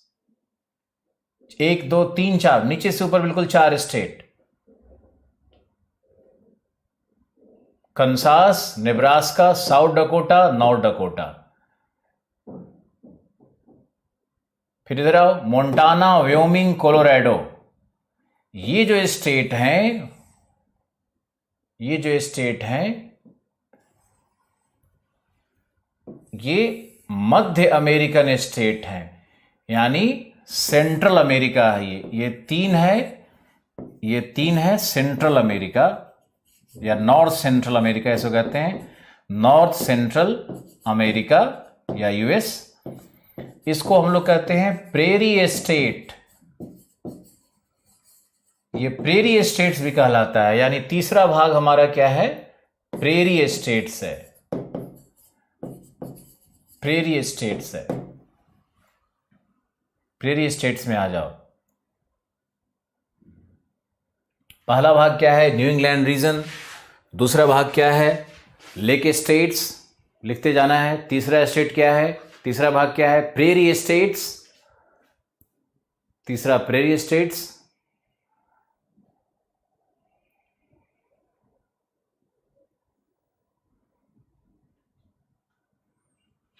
प्रेरी स्टेट्स हो गया। अब चौथे पे आओ, तो यहां पर है इडाहो, नेवाडा, एरिजोना और उटा। इडाहो, नेवाडा, एरिजोना और उटा, ये है हमारा नंबर 4। और नंबर 4 हमारा कहलाता है डेजर्ट स्टेट। डेजर्ट स्टेट से ये पूरा डेजर्ट स्टेट से, माउंटेनस स्टेट से, ये माउंटेनस है, माउंटेनस स्टेट से, डेजर्ट स्टेट से। ये एरिजोना, उटा, नेवाडा, इडाहो, ये सब मरुभूमि जैसा है, बिल्कुल शुष्क प्रदेश है वहां का। 4। और अब रह गया इधर वाशिंगटन, ओरेगॉन, कैलिफोर्निया। 3 स्टेट्स यहां देखना है तुमको। तो ये हमारा पांचवा, ये हमारा है पांचवा, जिसमें 3 स्टेट हैं, वाशिंगटन, ओरेगॉन और कैलिफोर्निया। इसको हम लोग कहते हैं मेडिटेरेनियन स्टेट्स। मेडिटेरेनियन स्टेट्स हैं ये, यहां मेडिटेरेनियन जलवायु है। और इसको हम लोग वेस्टर्न कोस्टल, पश्चिमी तटीय स्टेट्स भी कहते हैं। भूमध्य सागरीय जलवायु कारण कैलिफोर्निया, ओरेगॉन, वॉशिंगटन को, हालांकि ओरेगॉन वॉशिंगटन में ब्रिटिश टाइप जलवायु जैसा दृश्य है, भूमध्य सागरीय ऐसा दृश्य नहीं है, लेकिन फिर भी सालों भर वर्षा होती है वॉशिंगटन ओरेगॉन में, लेकिन फिर भी चूंकि कैलिफोर्निया का एरिया बहुत ज़्यादा है और ओरेगॉन में भी कुछ भूमध्य सागरीय प्रदेश आते हैं, तो फाइनली इसको कहा जाता है भूमध्य सागरीय प्रदेश ही कहा जाता है। और मेडिटेरेनियन स्टेट 5 हो गया। अब यहां देखो नीचे रह गया New Mexico, Texas, Oklahoma, Arkansas, Mississippi, Louisiana, Alabama. तो ये जो नीचे का स्टेट है पूरा ये यहां से यहां तक, Florida, Georgia, Alabama, Mississippi, Louisiana, Texas, New Mexico, ये जो पूरा स्टेट है इसको कहते हैं, यह है हमारा नंबर 6, इसको हम लोग कहते हैं डिक्सी लैंड। डिक्सी लैंड कहा जाता है इसको, या इसको कहा जाता है साउदर्न स्टेट्स, साउदर्न यूएसए, ये कहलाएगा साउदर्न यूएसए, 6 डिवीजन हुआ।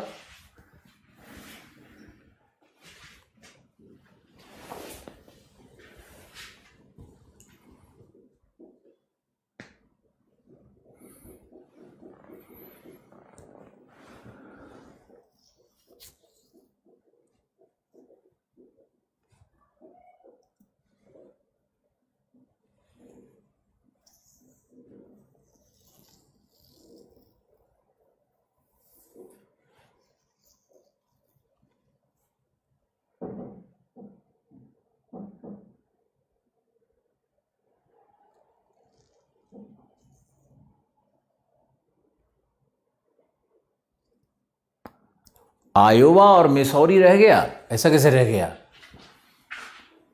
आयोवा और मिसौरी उसी में चला जाएगा यार, प्रेरी में चला जाएगा, वो प्रेरी में ही है। आयोवा और मिसौरी को सेंट्रल अमेरिका कहते हैं, सेंट्रल यूएस कहते हैं। आयोवा और मिसौरी, यहां देखो ना, ये बाउंड्री मैंने यहां से ली है, ये ऐसे बाउंड्री लिया, फिर ये ऐसे लिया। अब केंटुकी, टेनेसी, ये सब, नॉर्थ कैरोलिना, ये सब आएगा डिक्सी लैंड में, ये पूरा डिक्सी लैंड है।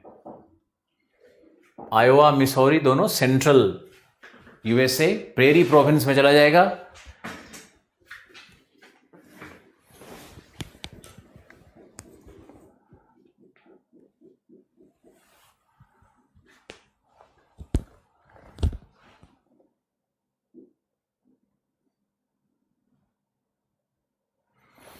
अमेरिका सबसे स्ट्रांग क्यों है? क्योंकि अमेरिकन्स विज्ञान का विकास कर रहे हैं, उनके पास टेक्नोलॉजी है, रिसोर्स भी है, टेक्नोलॉजी भी है। हमारे यहाँ लोग सरकारी नौकरी खोज रहे हैं, गलत नहीं समझना। अमेरिका इसलिए विकास करता है क्योंकि वहाँ राष्ट्रपति का बेटा अखबार बेच करके अपने स्कूल का फी भरता है।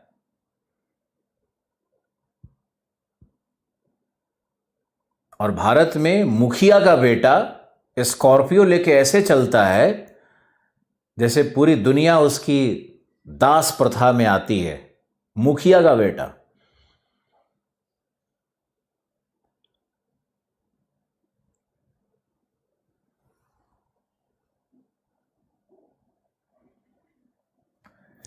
एक प्रश्न आ रहा है कि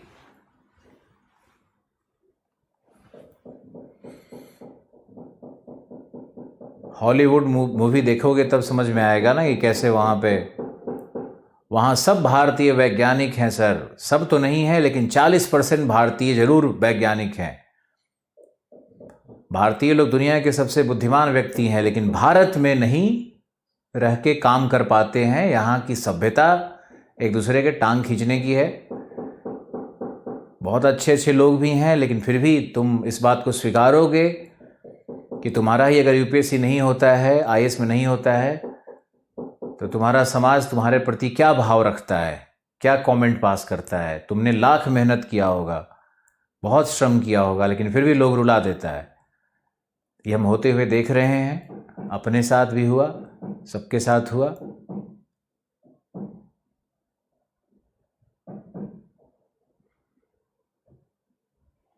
ब्रेन ड्रेन पे गवर्नमेंट रिस्ट्रिक्शंस नहीं लगाना चाहिए। हमारे यहाँ साइंटिस्ट को पूछता कौन है? हमारे यहाँ हीरो कौन है? सलमान खान, अमिताभ बच्चन, आमिर खान, ये सब हमारे लिए रोल मॉडल है। टीवी सीरियल में काम करने वाला, ये सब नाच और नचनिया वाले लोग भारत में रोल मॉडल हैं। भारत का एक महान वैज्ञानिक रोल मॉडल नहीं है। एपीजे कलाम कितने लोगों के रोल मॉडल हैं बताओ? एक शिक्षक रोल मॉडल नहीं है। हम आपके रोल मॉडल नहीं होंगे, लेकिन सलमान खान हो जाएंगे। भले ही हम कितना भी मेहनत से पढ़े हों, कितना भी ज्ञान रखते हों, लेकिन फेसबुक पे लोग उल्टा पुल्टा लिखेंगे ही लिखेंगे।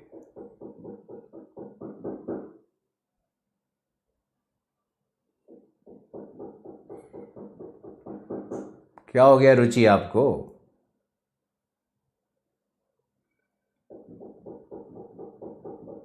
शुरू होने के पहले हम आपके घर निमंत्रण लेके गए थे क्या कि आप आइए और ज्वाइन करिए? इस तरह का बात क्यों लिख रहे हो? हम लोगों ने प्रोग्राम बनाया, जिन स्टूडेंट्स में आस्था, विश्वास, प्रेम था वो लोग जुड़ रहे हैं। Very good Shiva Yadav. IAS PCS अधिकारी बनना, क्या लाखों लोग तो नहीं बन सकते हैं ना? तो आप लोग बनो। हम तो बस ये कह रहे हैं कि जो लोग नहीं बन पाएंगे उन लोगों को भी कोई डिमोरलाइज नहीं कर सकता है ना, क्योंकि उसने भी उतना ही पढ़ाई किया।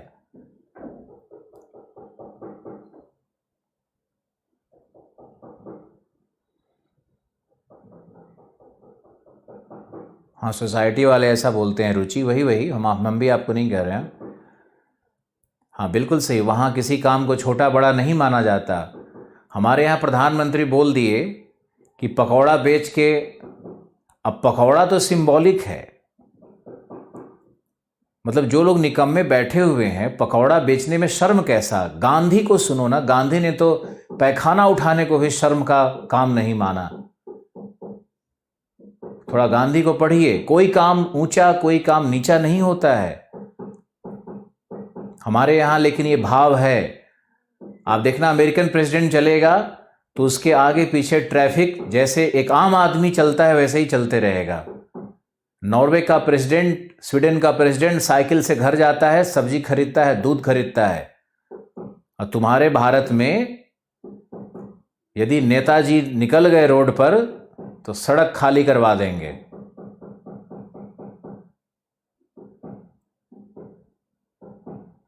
Thank you Rocky.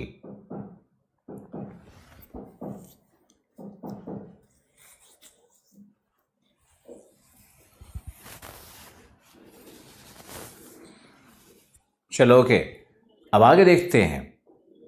यूएस का हमने डिवीजन कर दिया, राजनीतिक मैप आपको दिखा दिया। अब हम लोग कनाडा के राजनीतिक मैप को देखते हैं और कनाडा के स्टेट्स को देखते हैं। लेकिन पहले आपको बता दें कि डिक्सी लैंड क्यों कहा जाता है। डिक्सी लैंड का मतलब है कि यहां ब्लैक लोगों की जनसंख्या है। ये जो स्टेट्स हैं ना नीचे वाले, यहां पर ज्यादातर ब्लैक लोग रहते हैं, अफ्रीकन ब्लैक्स रहते हैं, या उनको कलर्ड पीपल कहते हैं। इन लोगों का स्किन डार्क होता है, ये कलर्ड लोग हैं। और जो डिक्सी लैंड है, डिक्सी लैंड पर स्पेनिश लोगों का प्रभाव है, स्पेनिश कल्चर है इस डिक्सी लैंड पे, स्पेनिश कल्चर है। स्पेन के अंदर में ये भाग था, जैसे ऊपर का भाग था किसके पास? ऊपर का ये भाग था यूके के पास, तो ये भाग था स्पेन के पास। तो जहाँ ये पूरा पश्चिमी भाग भी पूरा स्पेन के पास था। स्पेन सबसे बड़ा आधिपत्य करने वाला राज्य था ना पहले। तो स्पेनिश और इंग्लिश दो भाग में बटा है यूएस। ये लाइन अगर यहां से हम ले लेंगे मिनेसोटा से इधर वाला, तो ये पूरा भाग है इंग्लिश, ये पूरा भाग है स्पेनिश। और इसमें अगर हम ऊपर से नीचे लाएं इस मैप को दिखाने के लिए, तो अब हमारा सामने आ गया कनाडा। अब कनाडा में आपको देखना है कि कनाडा के राज्य कौन कौन से हैं, एक बार हम लोग देख लेते हैं। उसके बाद राज्यों को देखने के बाद फिजिकल मैप करेंगे और फिर पॉलिटिकल मैप में आएंगे। जिस विधि का प्रयोग किया जा रहा है आप उस विधि पे काम करते रहो। देखो यहां पर ये यूएस की सीमा यहां पर है। यह है नोवा स्कॉशिया, सबसे पहला नोवा स्कॉशिया स्टेट सबसे आगे मिल रहा है। नोवा स्कॉशिया ग्रीन कलर में अपने एटलस में ढूंढो। कनाडा में पॉलिटिकल मैप में बस चले जाओ। कनाडा का पॉलिटिकल मैप आपके पास नहीं होगा एटलस में, घबराने की कोई बात नहीं है। लेकिन आप पूर्वी भाग में कनाडा के आओ तो ये नोवा स्कॉशिया है, और नोवा स्कॉशिया के ऊपर में है प्रिंस एडवर्ड आइलैंड। छोटे छोटे जो द्वीप हैं ये प्रिंस एडवर्ड आइलैंड है। यह है दूसरा स्टेट कनाडा का। कनाडा भी एक यूनिटरी फेडरेशन है। कनाडा को हम लोग यूनिटरी फेडरेशन कहते हैं, यानी एकात्मक परिसंघ है। कनाडा एक उदाहरण है एकात्मक परिसंघ का है। ये परिसंघ संघ का, फेडरेशन यानी संघ, एकात्मक संघ है ये एकात्मक संघ है। अब इसमें देखो तो ये जो नोवा स्कॉशिया है और ये न्यू ब्रिंसविक है। तीसरा हमारा है न्यू ब्रिंसविक, ये जो यहां दिख रहा है ये न्यू ब्रिंसविक स्टेट है। तो 1 + 2 + 3, ये जो 1 + 2 + 3, 1 क्या था नोवा स्कॉशिया, 2 क्या है प्रिंस एडवर्ड आइलैंड, तीसरा है न्यू ब्रिंसविक। ये तीनों मिला करके ये है, ये भी इंग्लिश लोग यहां पे रहते हैं। यहां पे इंग्लिश पॉपुलेशन है। यहां भी यूके से माइग्रेशन हुआ था। लेकिन हम ये अगर चौथे इस विशाल रीजन में आएंगे तो क्यूबेक है फ्रेंच, इसको कहते भी हैं फ्रेंच प्रोविंस ऑफ कनाडा। यहां भाषा भी क्यूबेक में फ्रेंच बोली जाती है, इसको नोट डाउन करते रहो।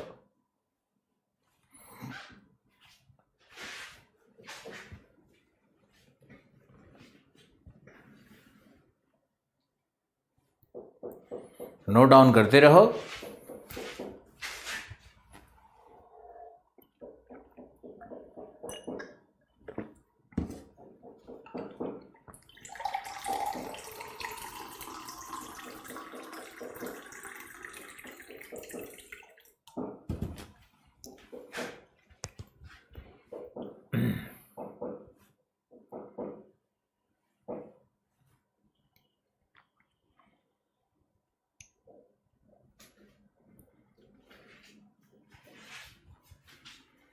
तो आप देखो कि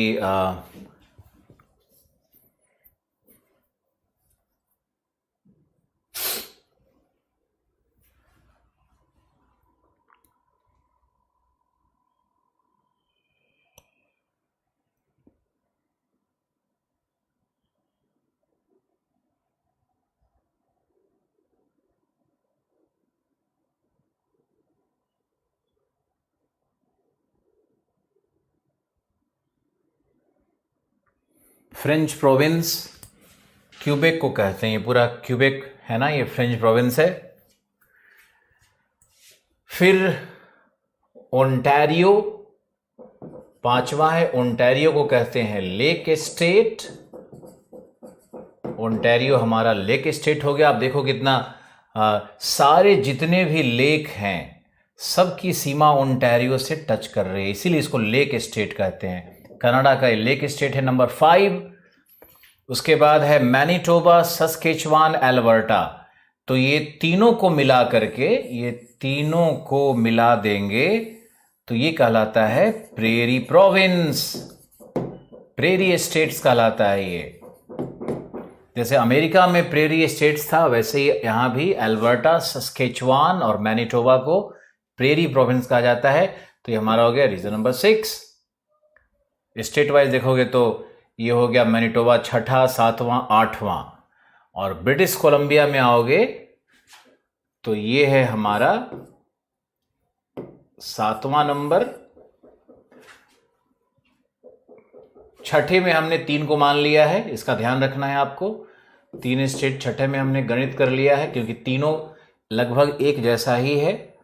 वहाँ का जलवायु, वहाँ का फसल, वहाँ की आर्थिक उपयोगिता सब एक जैसी है। ब्रिटिश कोलंबिया यहाँ का एक बड़ा स्टेट है, इसको वेस्टर्न स्टेट कहते हैं। वेस्टर्न या फिर वही कोस्टल स्टेट है यहाँ का, वेस्टर्न कोस्टल स्टेट। अब आओगे यहाँ पर नूनावुत है, तो नूनावुत में बहुत इंटरेस्टिंग है, यहाँ पर रहते हैं। नूनावुत है यूनियन टेरिटरी यहाँ का, जैसे केंद्र शासित प्रदेश होता है ना, तो ये यूनियन टेरिटरी है। यूनियन टेरिटरी नूनावुत है, क्योंकि नूनावुत में ट्राइब रहता है, और इस ट्राइब को हम लोग कहते हैं इनुइट। इनुइट ट्राइब है ये, INUIT, इनुइट ट्राइब कहते हैं इसको। नूनावुत प्रदेश में ये सब ट्राइबल स्टेट्स है, ये तीनों ट्राइबल स्टेट्स है। यहां पे आपने एस्कीमो का नाम सुना होगा, एस्कीमोज। तो एस्कीमोज रहते हैं नॉर्थ वेस्टर्न टेरिटरी में और यूकॉन में, ये पूरा एस्कीमो का लैंड है। अब इस तीनों स्टेट को अगर हम मिला देंगे, 7 था, इसको हम 8 मान लेते हैं। पूरा 3 स्टेट इसमें हमने मान लिया, A, B और C, यानी Nunavut plus North Western Territory plus Yukon. तो इस तीनों को अगर हम एक साथ मान लेंगे तो तीनों ट्राइबल स्टेट है, और तीनों में एस्कीमो जनसंख्या रहती है। एस्कीमो का नाम आपने जरूर सुना होगा, बर्फ का घर बनाते हैं ये। और ये स्टेट यहां देखो, इस तरह से जाएगा ये पूरा भाग, ये पूरा भाग, इतना बड़ा ये एरिया है जो कि एस्कीमोज के द्वारा इनहैबिटेड एरिया है। इसको एस्कीमो लैंड भी कहते हैं। ये पूरा एस्कीमो रहता है। कुछ ये सब जो है ना, बैफिन आइलैंड है, अभी हम आपको फिजिकल में दिखाएंगे। तो बैफिन आइलैंड्स पे कुछ लैप्स भी रहता है, लैप्स ट्राइब भी रहता है, जैसे जो नॉर्वे में था उसी तरह का ट्राइब भी यहाँ पे रहता है। बहुत ठंड है, लोग डिप्रेशन से मर जाता है ठंड से यहाँ पे। और ये जो अलास्का है, ये अमेरिका का भाग है, ये USA का भाग है। जो अलास्का दिख रहा है, अलास्का का कितना पतला सा शोर लाइन बिल्कुल नीचे तक आता है, यहां तक देखो। तो अमेरिका का जो भू राजनीतिक पोजीशन है ना, इतना पावरफुल है कि आप कल्पना भी नहीं कर पाओगे कितना अमेरिका पावरफुल है। इतना बड़ा स्टेट, इतना एरिया, इतने सारे स्टेट्स, लेकिन आपका रूह कांप जाना चाहिए ये बात सोच करके। दिल दहल जाता है मेरा सोच करके कि अमेरिका इतना रिच है, इतना बड़ा साम्राज्य है उसकी जनसंख्या 30 करोड़ है, और 30 करोड़ जनसंख्या से वो बढ़ने नहीं देती है, वहीं रोक के रखती है। अमेरिका का ग्रोथ रेट रिप्लेसमेंट रेट पर है। जनसंख्या जितनी है उतना ही विस्थापन, माइग्रेशन से इंटेलिजेंट लोगों को ले आता है, नहीं तो अपने देश में जो जनसंख्या बढ़ रही है। तो ये अमेरिका एक ऐसा देश बन गया है जहां पे हर धनी व्यक्ति, हर वैज्ञानिक व्यक्ति, हर शिक्षित व्यक्ति माइग्रेट करके जाना चाहता है।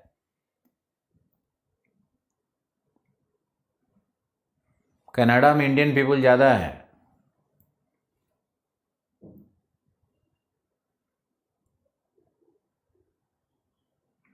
ब्लैक लोगों को मार देते हैं, बिल्कुल गलत बात है। एक ब्लैक लोग को मार दिया गया, ये तो उसी तरह से है ना कि भारत में एक अखलाक की हत्या कर दी गई, बहुत गलत किया गया, लेकिन एक अखलाक को मार दिया गया तो पूरी दुनिया में अखबार छाप दिया कि भारत में मुसलमानों को मारा जा रहा है। उसी तरह से एक ब्लैक की हत्या कर दी गई, वो ब्लैक नशेड़ी था, वो भी ब्लैक पुलिसमैन पे अटैक किया था। या तो पुलिसमैन को मारता या उसको खुद मरना पड़ेगा। ये बेवजह का सिंपैथी नहीं। आप ये सोचो कि जिस सिविलाइजेशन ने लाखों करोड़ों ब्लैक्स को अपने यहाँ सम्मान दिया है, प्रेसिडेंट बनाया है, उनको उनके साथ शादियां होती हैं, उनके साथ रहते हैं वो। वहां पे एक हत्या होने पे आप पूरे अमेरिकन सिविलाइजेशन को गाली देते हो। ये कितना उचित है? ये सब प्रोपेगेंडा जो चला रहे हैं लोग, उनका राजनीतिक उद्देश्य होता है। इस तरह की घटनाएं दुखद हैं, लेकिन उसके लिए न्याय तंत्र है। वहां ऐसा कोई ब्लैक के साथ, हमारी तो आधी फैमिली जाके बस गई है, कहां कोई कंप्लेन कर रहा है? हम लोग भी तो ब्लैक ही हैं, हम लोग भी तो ब्राउन पीपुल हैं।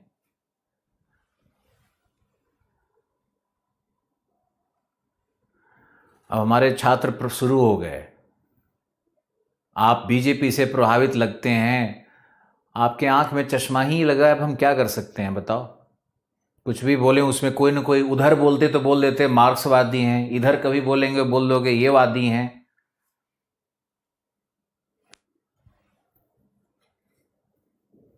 हम हर चीज का सामान्यीकरण और उसमें माफ करना, उसमें शांत रहना, उसमें, और यूपीएससी के स्टूडेंट्स को भी ना पॉलिसी के लिए बहुत क्रिटिकल नहीं होना है, आपको भी समझना होगा। ब्लैक वहाँ के ओरिजिनल नहीं है, ब्लैक वहाँ पे माइग्रेशन से गए थे, वहाँ के ओरिजिनल ब्लैक्स नहीं हैं, वहाँ के ओरिजिनल मोरमोन्स कहलाते थे। देखो यहाँ पे जो उटा प्रोविंस है ना, उटा प्रोविंस में मोरमोन्स कहलाते थे, यहाँ के लोकल लोग थे। नहीं तो यहाँ पे और जो थे नीचे स्टेट्स में, वो सब रेड इंडियंस थे। यहाँ के मूल निवासी रेड इंडियंस हैं, मॉर्मोन्स हैं, कृपया लिखते जाइए। और जो रेड इंडियंस थे वो ब्लैक नहीं थे, रेड इंडियंस मोंगलोवाइड प्रजाति के होते हैं। रेड इंडियंस की प्रजाति कहाँ लिखूं? रेड इंडियंस की प्रजाति मोंगलोवाइड है। रेड इंडियंस की प्रजाति मोंगलोवाइड है।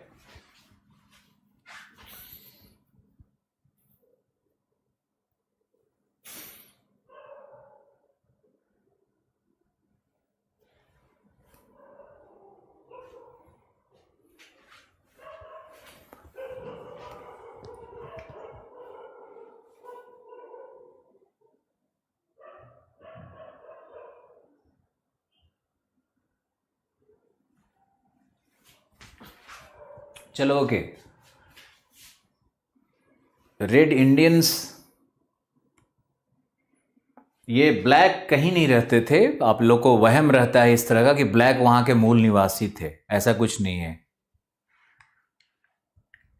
भारत के मूल निवासी पे अगर बात करेंगे तो तुम तो फिर जो अंडमान में जो जारवाज सेंटली जो ब्लैक रहते हैं ना, नेग्रिटो समुदाय के, वही भारत के मूल निवासी हैं। मूल निवासी जैसा कुछ नहीं होता है। जो जहाँ माइग्रेट कर गया, जहाँ अपना घर बना लिया, धरती एक है, वसुंधरा एक है, और घर है हमारा, पृथ्वी तो हमारा घर है, तो उसमें प्रवसन जैसा कुछ नहीं है। राजनीतिक कारणों से प्रवसन पे रोक लग गया, लेकिन पहले टाइम में थोड़े ना ऐसा रोक था। ओके, तो अब आपने पूरा राजनीतिक मैप देख लिया। अब राजनीतिक मैप आपने देख लिया, अब एक बार इसको रिवाइज करवाते हैं, और बहुत अच्छे से रिवाइज करो, एटलस में जुट जाओ। हम लोग चलते हैं कनाडा। कनाडा का राजनीतिक मैप देखते हैं।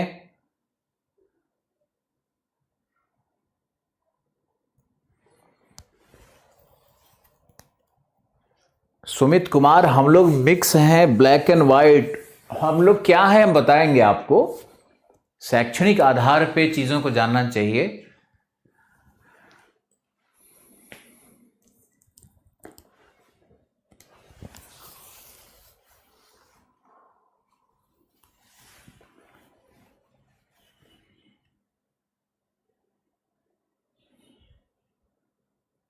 इंदिरा गांधी ने बहुत सुंदर भाषण दिया था 1972 में, और इंदिरा गांधी ने कहा था कि संपूर्ण विश्व हमारा घर है और संपूर्ण विश्व के संसाधन प्रत्येक मानव के होने चाहिए।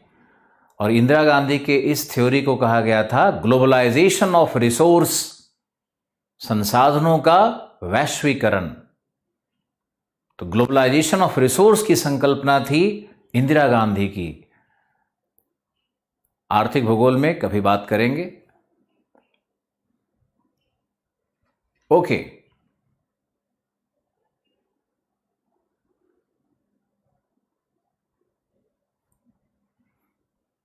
लोग वाइट क्यों होते हैं सर? सर डिप्रेशन क्या है? डिप्रेशन होता है ना, जैसे 6 महीने की रात हो जाती है ध्रुवीय क्षेत्रों में, तो 6 महीने की रात होने की स्थिति में वहां जब लाइट नहीं रहता है तो अंधेरे में वहां के ट्राइब, वहां का एस्कीमो, अब जितने एस्कीमो के वैरायटीज हैं, प्रकार हैं वहां पर, उस सबको इनुइट कहा जाता है।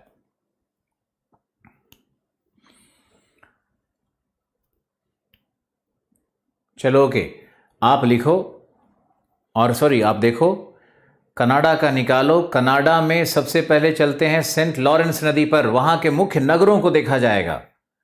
कनाडा के मुख्य नगरों को सबसे पहले देखा जाएगा। सेंट लॉरेंस पे चलते हैं, सेंट लॉरेंस नदी पर। कनाडा के उत्तरी भाग में चलते हैं, सेंट लॉरेंस से नॉर्थ। देखो वहां पर, क्या वहां पर सेप्ट आइल्स दिखा?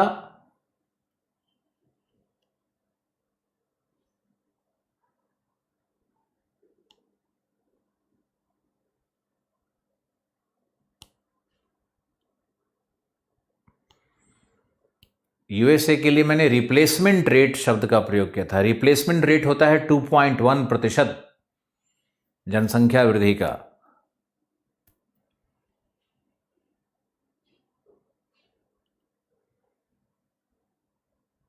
ओके, वेरी गुड, सेप्ट आइल्स मिल गया। सेप्ट आइल्स के ऊपर में शेफर विले है। सेप्ट आइल्स के ऊपर में शेफर विले है।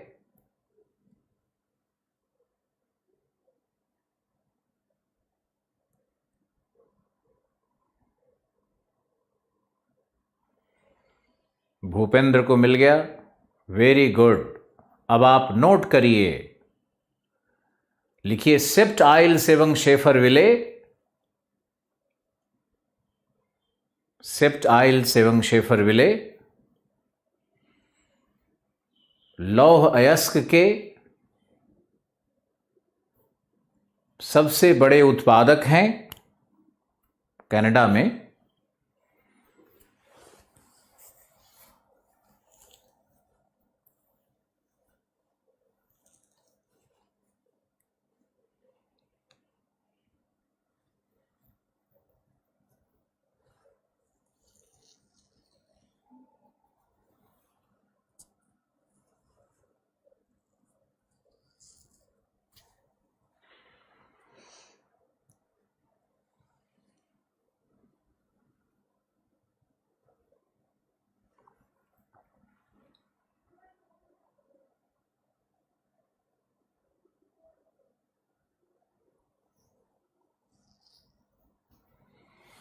चर्चिल फॉल्स के नॉर्थ में शेफर विले है। शेफर विले मिल गया सबको।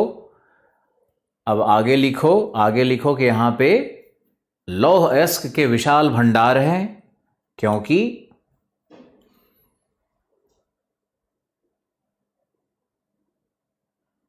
यहां पर है उंगावा पेनिनसुला और कैनेडियन शील्ड है यहां पे।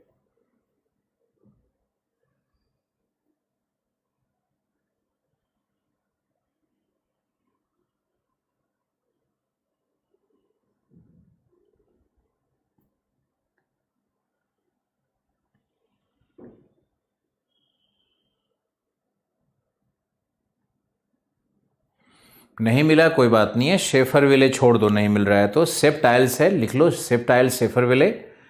लौह इस्पात के भंडार है क्योंकि यहां कैनेडियन शील्ड है। अब आगे चलते हैं सेंट लॉरेंस नदी पर। पश्चिम की तरफ नदी के सहारे बढ़ना है। आपको मिलेगा क्यूबेक। क्यूबेक सिटी मिला क्या? क्यूबेक सिटी मिला क्या?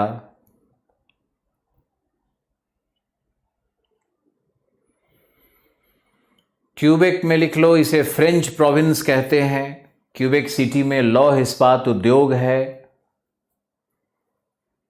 जहाज रानी उद्योग है।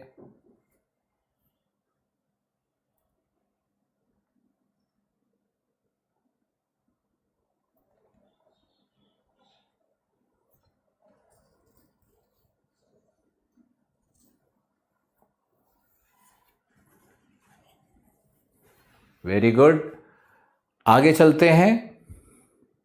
मॉन्ट्रियल, अगला सिटी है मॉन्ट्रियल।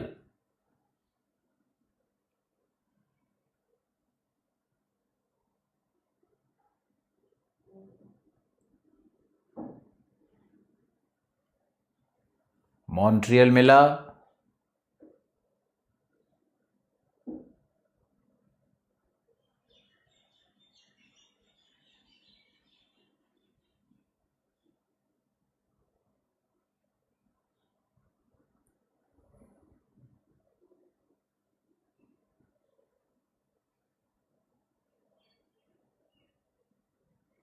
मिल गया, गुड। मॉन्ट्रियल को कहते हैं मैनचेस्टर ऑफ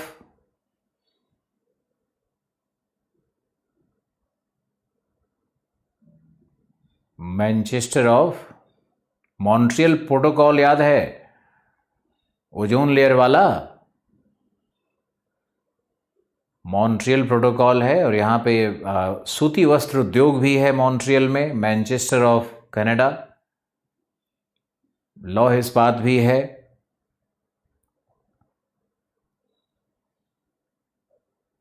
नाइनटीन 1992 में मॉन्ट्रियल प्रोटोकॉल।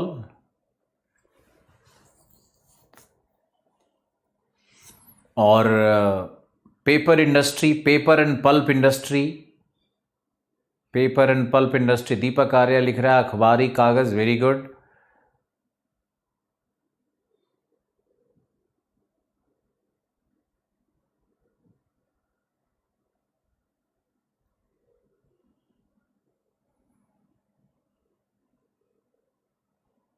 ओके,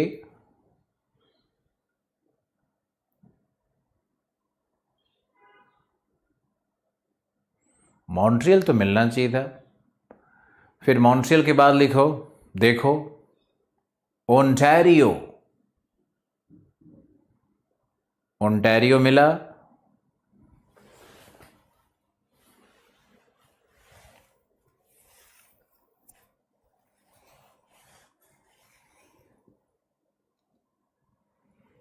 ICAO का हेडक्वार्टर भी है मॉन्ट्रियल में।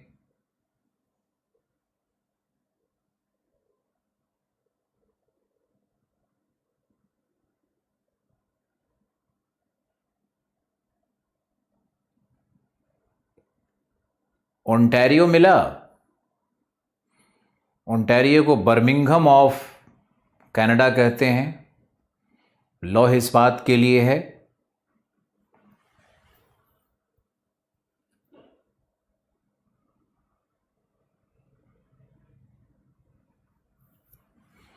संजय कुमार को मिला, इंद्रानी को मिला, देवांश, शिखा गुप्ता, प्रियंवदा, सोनिया। ओके, सबको मिल रहा है धीरे धीरे। नेक्स्ट,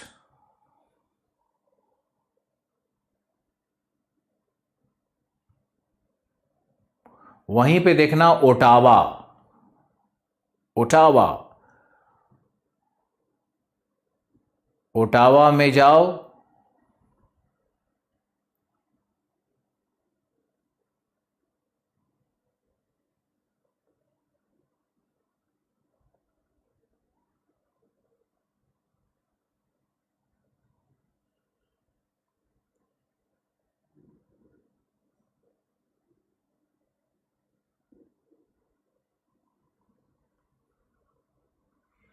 लकड़ी का घर इसलिए बनाते हैं क्योंकि लकड़ी कुचालक होता है ठंड के लिए।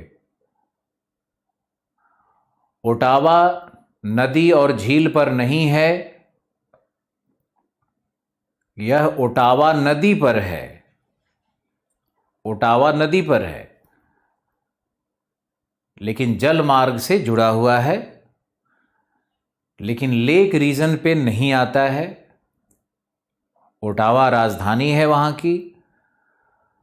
अब इसके पीछे भी कहानी है कि मॉन्ट्रियल और ओंटारियो में झगड़ा हो गया कि कनाडा की राजधानी कौन रहेगा।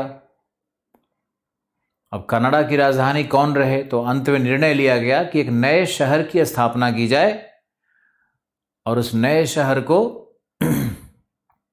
ओटावा नाम दे दिया गया, जो कि सेंट्रल टेरिटरी है।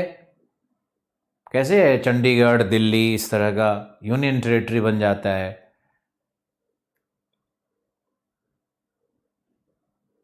ओंटारियो तो रिवर पर ही है, ओटावा नहीं है। ओटावा रिवर पर है, जैसे मॉस्को मस्कोवा रिवर पर है।